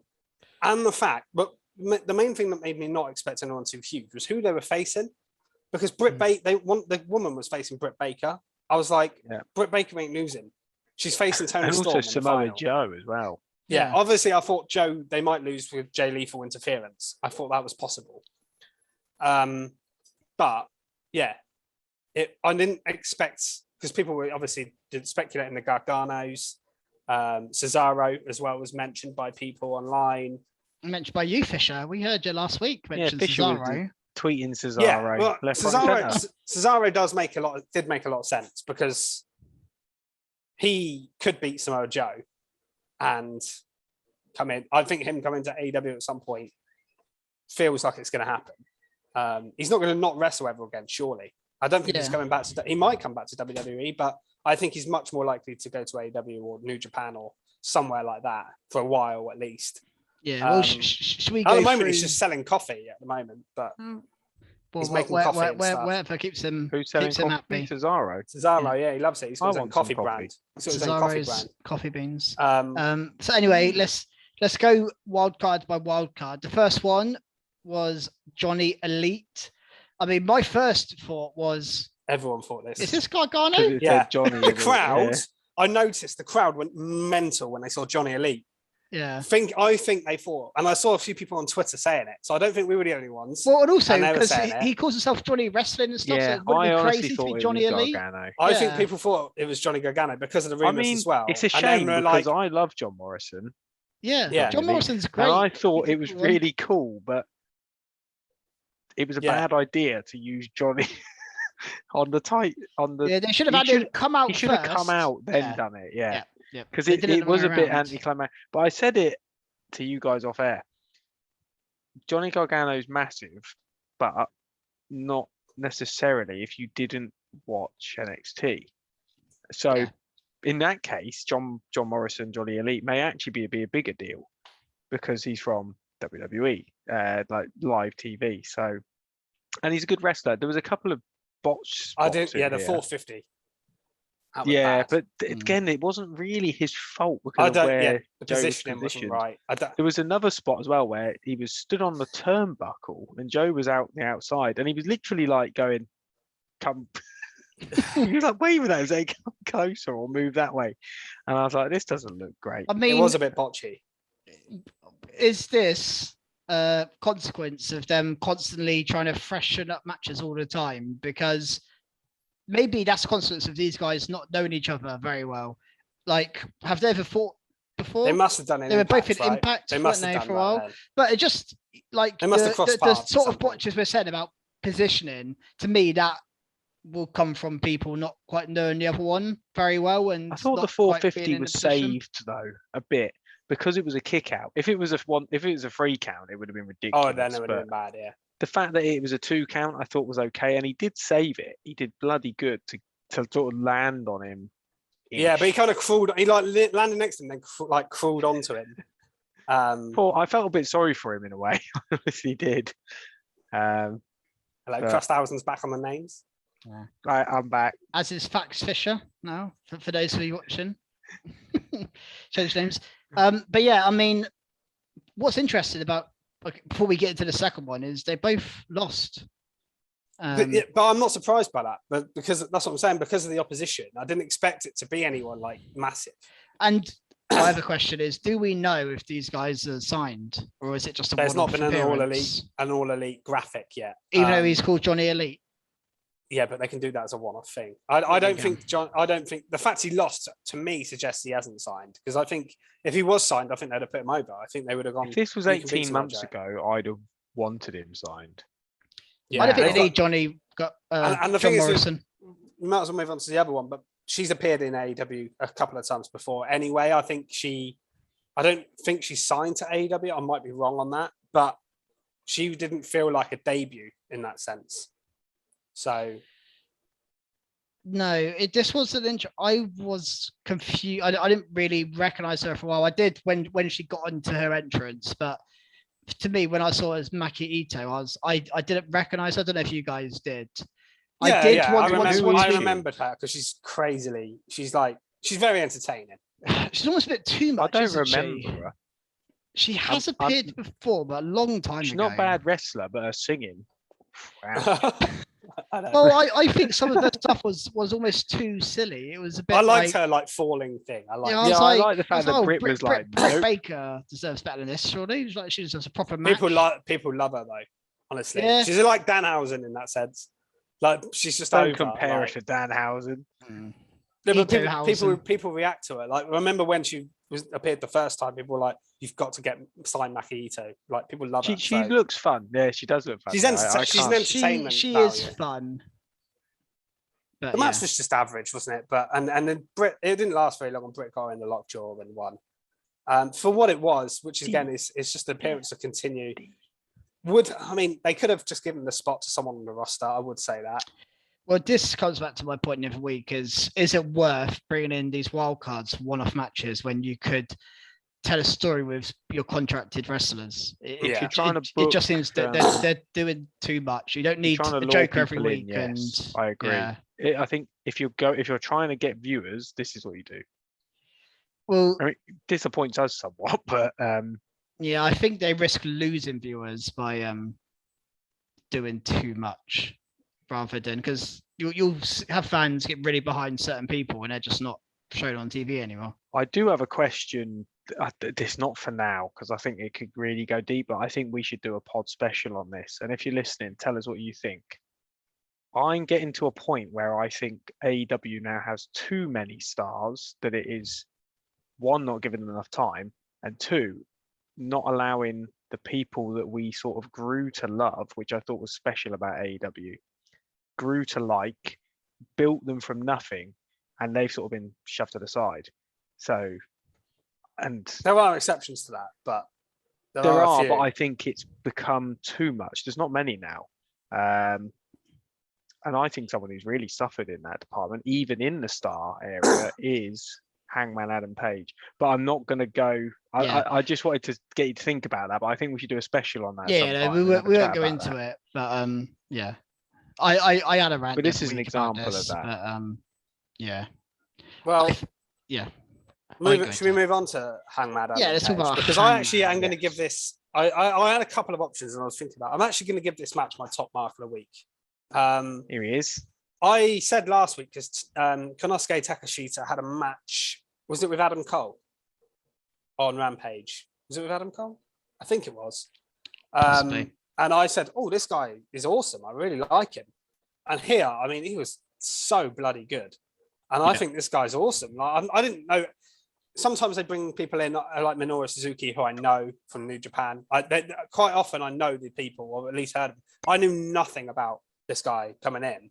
And they've made me a fan of his because he's awesome. And I thought this match was really, really good with Hangman Page. And one thing I will say about Hangman Page, even though his feuds haven't been the strongest and his promos have been a bit, is he a heel, is he a face? His matches have been really, really good as champion. Matches are good, yeah. I completely agree. And that's why I've seen some people online, saying Hangman's my favorite AEW champion because his matches are good compared to sort of Jericho, whose matches weren't particularly good, and even Moxley. Some of them were good, but then you also had Omega's were fantastic, obviously. Man. Yeah. But yeah, personally, feuds make the title, and a character makes the title as much as matches, and that's what it's let down. You want story a little bit, but I will say these last couple of weeks they've done a bit more to make me invested in Punk v Hangman because last week you had Punk wrestle with Page on commentary, and he did the same thing this week. Good matches and using each other's moves and while sort of staring each other down. I liked that as well. Well, yeah. So I've got a few issues with this match. Well, not just match, just Hangman Adam Page. Yeah, it's better, but it's still middle of the card. This isn't opening or closing the show. This is just as important. They could have easily. By the way, I'll get to the main event in a minute, but they could easily have swapped them around. Yeah, or I would have done because they didn't give that main event any time or effort into it at all. Yeah, it's as important as Keith Lee and Swerve Strickland v JD Drake and Anthony Henry because it's kind of in a similar position on the card. It reminds me of every Kofi Kingston match. When this is the AEW Championship. Sorry, this is your number one title. This is the biggest thing you've got. And you never used to get Omega in the middle of the card, did you? When he was feuding with Hangman, even. Yeah. He was always closing or opening. They are not treating it like a big deal. And it's CM Punk is in a title feud here, by the way. That's what everyone's been clambering for, basically, since we heard he might come to AEW.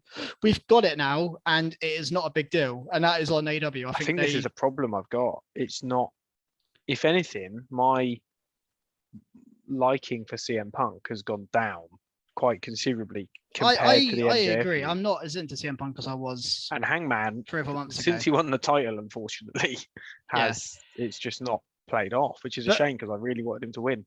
I think at the moment, Tony Khan's more interested in getting that pop of a Joker or a wild card or a new signing or some massive news over building a proper, or a match that makes no real sense over a well-told story over a title. And a shame because they did it so well. I think they're building some good stories, but they're not the main. The problem is it's not the title feuds because the women's title feud is, you could say the same about as well. Yeah, no, I think. But then you've got like MJF Wardlow, which has been like really well told over months and months and feels important to me. Yeah.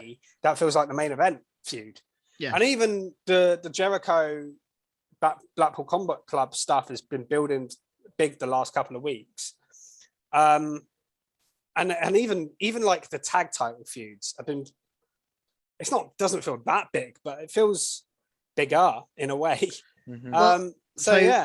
It's what I will say positively. I thought Takeshita, was that how you pronounce his name? I thought he was really good. I actually didn't like his wrestled before, so I may have not paid much attention to his previous match. I thought it sounded like the first we spoke about him last week. Did we? Yeah. Well, and I said my memory. It was on Rampage. Yeah, but I thought he was really good here. And similar to Raquel and Ronda, he did a good job of putting over Takeshita here. The only thing I didn't like about Takeshita was he did not sell the buckshot lariat at all. That is your devastating finisher from your top world champion. I know it led into the that's thingy. Why they were doing it to lead into the GTS. If this was on, that's not Takeshita's. That's not Takeshita's fault at all. If this was on WWE TV, they would have said lay down and he'll pick you up and he'll do it, rather than jump straight back up off a buckshot lariat. And I agree, it's probably the way the match was booked, but it's that to me. I was like, what? He just got up from a backshot lariat, but obviously it led into the GTS. And like I say, I compare it to Raquel because he puts over as kind of like a very good match. But the difference is Raquel Gonzalez is a new star who they're obviously trying to get behind. Takashita feels like a one-off we're not going to see again, or maybe we will. You know, who knows? Well, they've got the New Japan Super Show, haven't they? Coming. So that's what they're doing. I think he will face someone on that show. I'm convinced because he's been on there twice in a space of a week or two. I reckon Tony Khan seen him and it's like, I like this guy, let's get him on. Yeah. And he's impressed me a lot in both matches. I thought the first one was good. I thought this one was amazing. So yeah, this was really good. And what I really liked as well in the match is they were one-upping each other's moves. Like one of them would do a powerbomb, then the other one would do a powerbomb to try and beat it. And they did haluva kicks and like they were doing all sorts of dives as well. He was very Sami Zayn, wasn't he, Takashita? Yeah, I thought he did the Blue Thunder Bomb and the haluva kick. Yeah. It was awesome. I really enjoyed the match. I thought it was great. Did you enjoy Wardlow being slapped? Well, we're talking of no selling. I loved Wardlow just no selling the whips. Yeah, just laughing whilst he's being I love that. Punished. I've been pretty negative here, I suppose. Overall, I don't know why, but I just don't like these segments. I think it's not needed to give someone lashes. It's just, I think it's too far. I don't enjoy seeing it either. It doesn't really make me feel. I don't dislike MJF. It just makes me think I don't like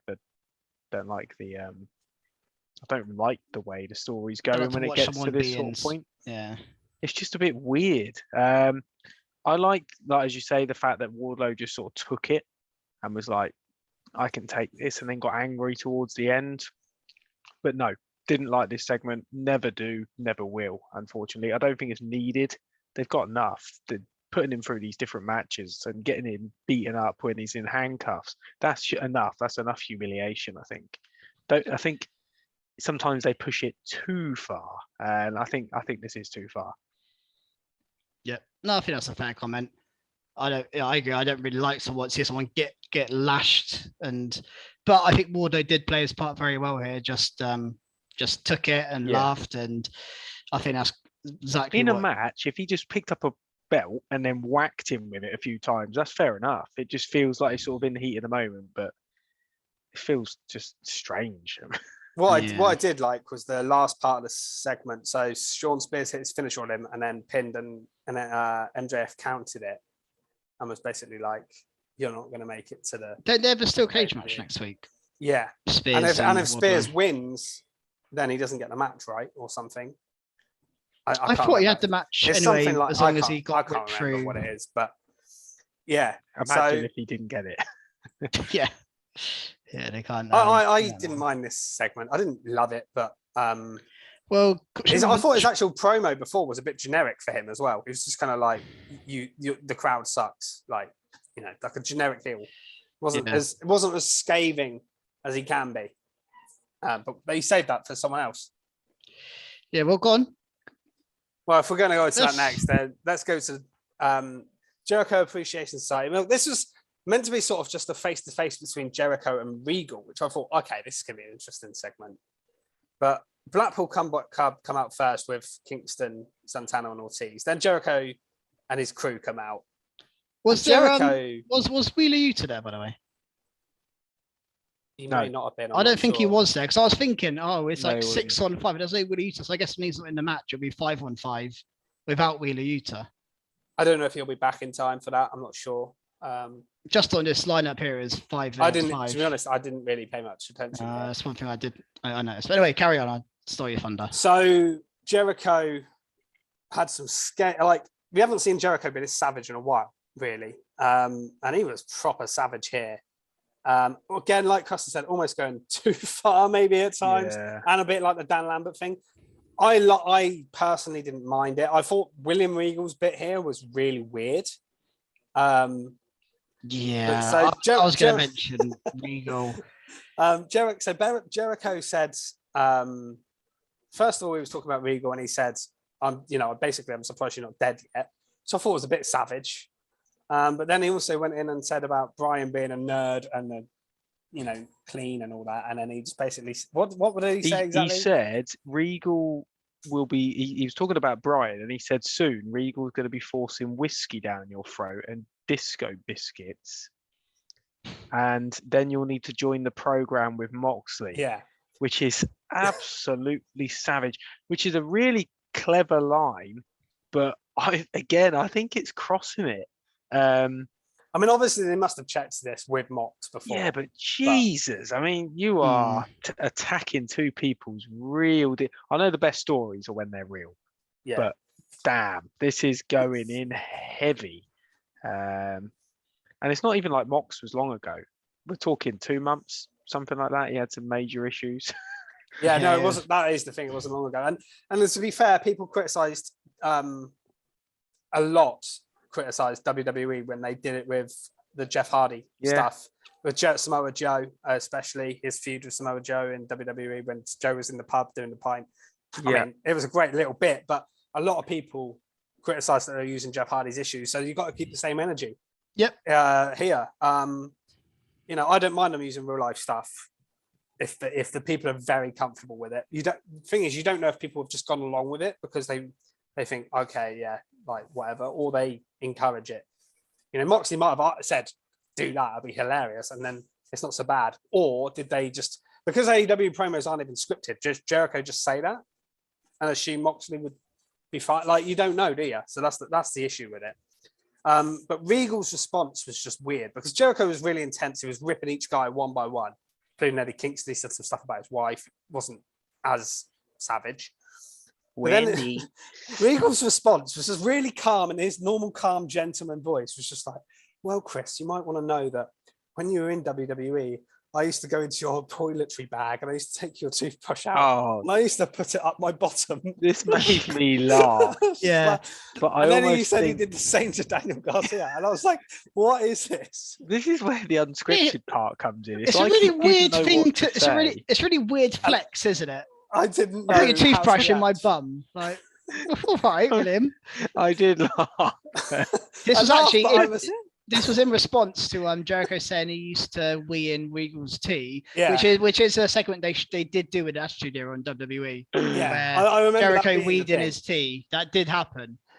But yeah, and he said, and also he said he didn't say I did it once. He said I did it every day. Every day he's putting his toothbrush up his bum. That says about you than it does Jericho. I think. I was so I just confused don't think by you knew what to say. Yeah, it was a real. It was so calm the way he said it as well. It wasn't like I did this. It was just like saying it is like telling a story. It was like he was telling a bedtime story. It was so calm. And the words he used, he didn't. He said it so politely. Bottom, up my bottom. It cracked me up, to be honest. I did laugh at that bit. Just 'cause it was so weird. But I didn't know what to make of it. I was so confused by the end of this segment. I don't know if it made me want to see a match or if it just made me laugh. I don't know. I'm not overly fussed on this one as a feud or as a match, but I just want to give myself some credit. I called this very early on. I said, go back, listen to the podcast. I said, talk about blowing your own trumpet. Sports entertainment v professional wrestling. We're going to see Jericho Appreciation Society against the Blackpool. I don't think you're alone. I think a lot of people saw that one. Yeah, it seemed like an obvious collision. Yeah. Yeah, and one thing that was interesting as well is so Jericho said, let's have a stadium stampede. The third one, they've been in a circle, were involved in both matches. So Jericho offering that kind of made sense. But then Moxley was like, no, I don't want any part of this shit, which I thought was quite good. And Moxley's just being like, no, fuck that. But they're going to have some sort of fight, aren't they? Just a big brawl, I think. Yeah, in the big ring, fight in the ring in front of everybody.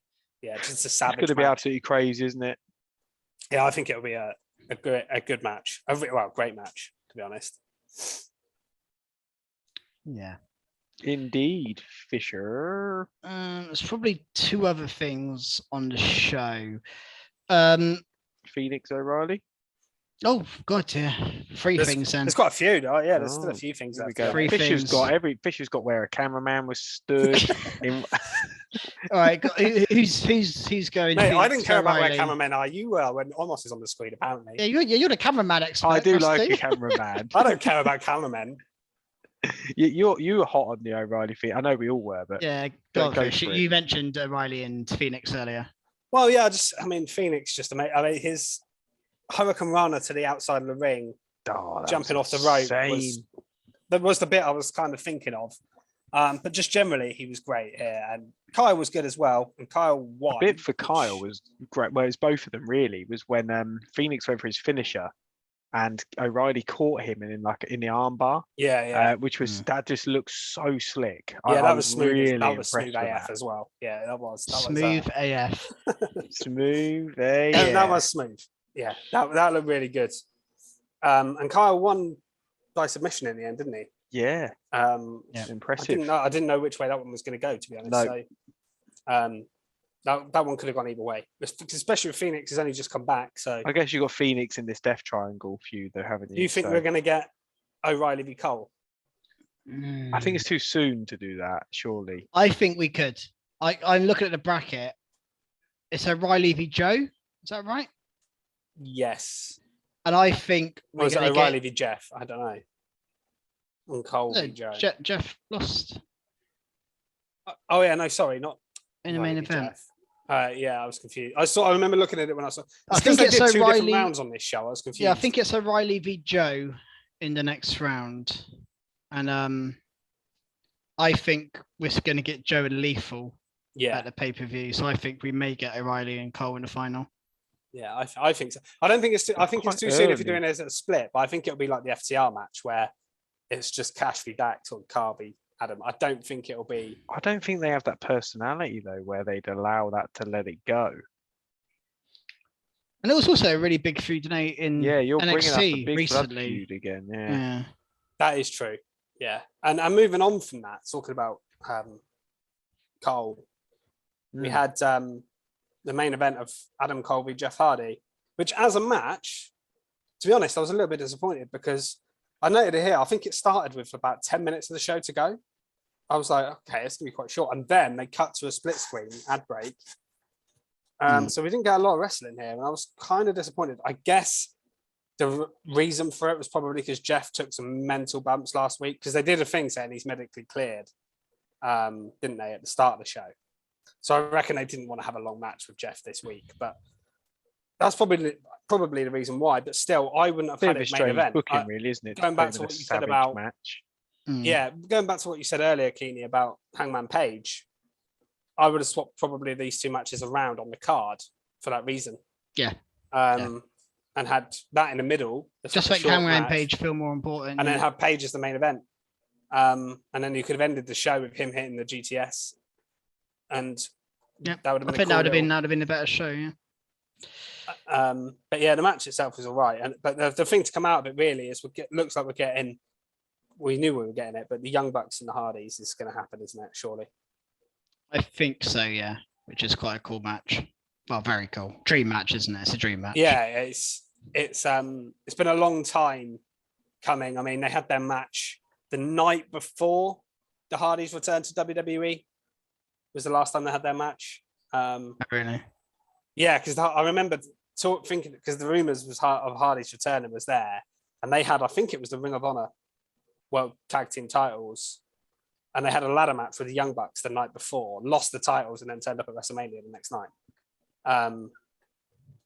So yeah, it's been pretty building, cool. and it's been since that round two was sort of they've all wanted it, so it's cool that it's finally getting to happen.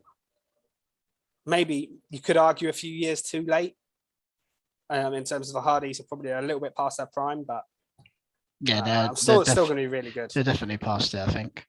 The other thing on the show I think was worth a mention was Serena Deeb cut a interesting promo interrupting Tony Schiavone and saying that because he said Tony gets ripped. He said that he thought Thunder was going to win, and then she called out Dustin and slapped him, and then Thunder came out. I mean, I wasn't actually into this at all, and I think this match is going to be really, really good, but I am not into this feud one bit. I don't know about you guys, and if it's just me. I think of all the things that Deeb's done, this actually stood out to me. I haven't Good- been hugely Good or bad? Good. Okay. Yeah. Sorry. Yeah, I've not been massively into her sort of at all, if I'm honest, since she joined AEW. Her quick wins and stuff have been okay, but nothing special. But this actually said to me, she can be like more than just a good in-ring wrestler. That was a really good promo in my opinion. It actually engaged me as well, which I didn't think I'd ever get from Deeb. So I am looking forward to this match a little bit more. And as you say, this match could be an absolute cracker. And I want someone to bring the best out of Thunder Rosa because I don't think we've seen that yet. No, yeah, I think the match is going to be amazing, by the way. Yeah, I know. I completely agree. I think the match is going to be sensational. I think Deeb is one of the best wrestlers on their roster, female wrestlers on their roster, definitely. Yeah, and I liked her promo because she called Dustin. What did she call him? Like the master of failure or something like that. Yeah, and then she referred to poor her old team when she Dustin. shaved her head in WWE and got a boob job to try and impress people. And I thought, I thought it was a good promo as well. I agree with Krusty. The only thing is, it did feel more between those two than between her and Rosa. But obviously, did get the belt bit at the end. Which was okay. But I would like Thunder Rosa to be doing more, to be honest, as champion, because she's hardly on the screen, it feels like. I just don't know if she's a strong enough promo for them to put too much TV you could have time. had more matches, though. Just give her a match every week. Yeah. Well, not even every week. I agree. Has she wrestled either? Again, this comes back to that problem of they're too busy giving people debuts and. Well, they only do one women's match a match. I think the problem is they do one women's match per show, and you've got the Owen Hart tournament going on. Yeah. So that's their match. So unless you're doing something else, a segment. Yeah, when was the last time we saw Jade Cargill wrestle? She's wrestled every week at one point. Well, she's doing her things with the baddies at the moment, isn't she? Just sort of parading around. I am them, enjoying Jade Cargill. Yeah. A lot. Yeah, I just want to see her wrestle again. She has more of a presence outside of the ring than Rosa probably does. I think that helps her. She doesn't need to wrestle a bit like Britt Baker. She doesn't need to wrestle every week either. She definitely feels like the top champ. Yeah, the only other thing to mention, I think, was we had the tag team title match set for Double or Nothing, didn't we? Here, so we had Keith Lee and Swerve beat up a really makeshift tag team. I think it was JD Drake and Anthony Green. JD Drake's getting beaten up all over the place. That was an okay match. I thought the finisher was cool. The double team finisher. It was like a power bomb and a stomp combined. And yeah, it looks like we're getting the number one. They come out. Keith Lee was like, we're now ranked in the top 5, so we can challenge for the tag titles. Starks and Hobbs come down as well, and then obviously I nearly called him Lucha Boy then. Luchasaurus and Jungle Boy. Lucha Boy is basically Dominic Mysterio. Junglesaurus. It's probably Marco Stunt actually. Ooh. But yes, that was set up a triple threat tag match that Christian kind of initiated. We spoke last week on the podcast about maybe Christian or Jungle Boy turning on each other. There was a hint of it last week. I still think maybe we're going to get that at the pay-per-view. I know you said, Keeney, you're not into these two teams winning the title because they're kind of makeshift tag teams. Yeah. But I honestly feel like that Swerve and Keith Lee are quite a good tag team. I wouldn't mind them having it.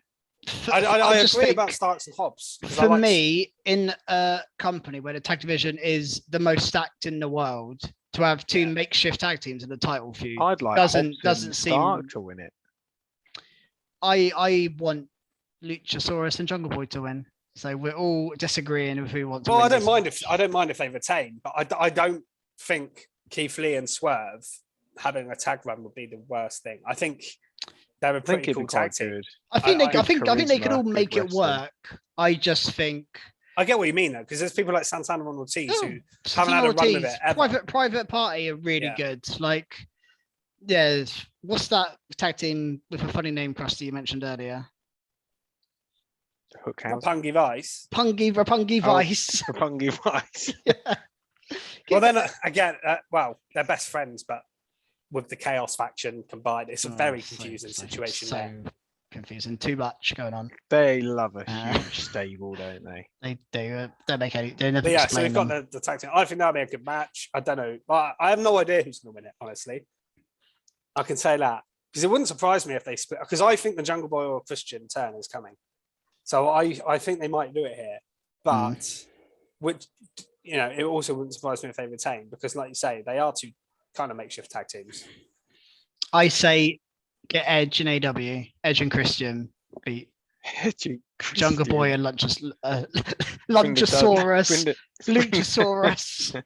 Luchasaurus is me at 12 o'clock. Dudley's back as well. Why not? Yeah. God. All right. I think we're. I think things. Yeah. I think we need to finish this podcast Things sharpish. are getting crazy. Is that all? Any more around Yeah. the table? Any more for any more? No. No. Cool. Well, that is us. We are running out of battery very quick, so we need to go recharge our batteries for the week of wrestling. So check us out on Twitter at Recharge Wrestle, where we are fairly active at the moment, and we have currently a My GM mode running on our YouTube, which we also have tweets going out for as well. So get involved, follow us on YouTube, just search Recharge Wrestling, you'll find us. Got a lot of content on there, videos from live shows, these podcasts themselves. We'll have predictions as well coming soon. Predictions, yeah, two Double or shows Nothing. coming up. Double or Nothing and Hell in a Cell. And so there you go, got 2 predictions. And I think as well, we're getting an NXT pay-per-view fairly soon as well, if I remember rightly. Predictions sitting In your house, I think. Yeah, so content coming out of our ears at the moment. So get involved with that. There is definitely more in the pipe work as well. I know that for a fact. So I've been doing some stuff myself in the background. Here he is. Tony Khan announcement here. Yeah, major announcement, biggest Don't get announcement too in wrestling excited. history next week. Tune in. But yeah, that's it for us this week, and we will see you guys next time. Goodbye. Bye.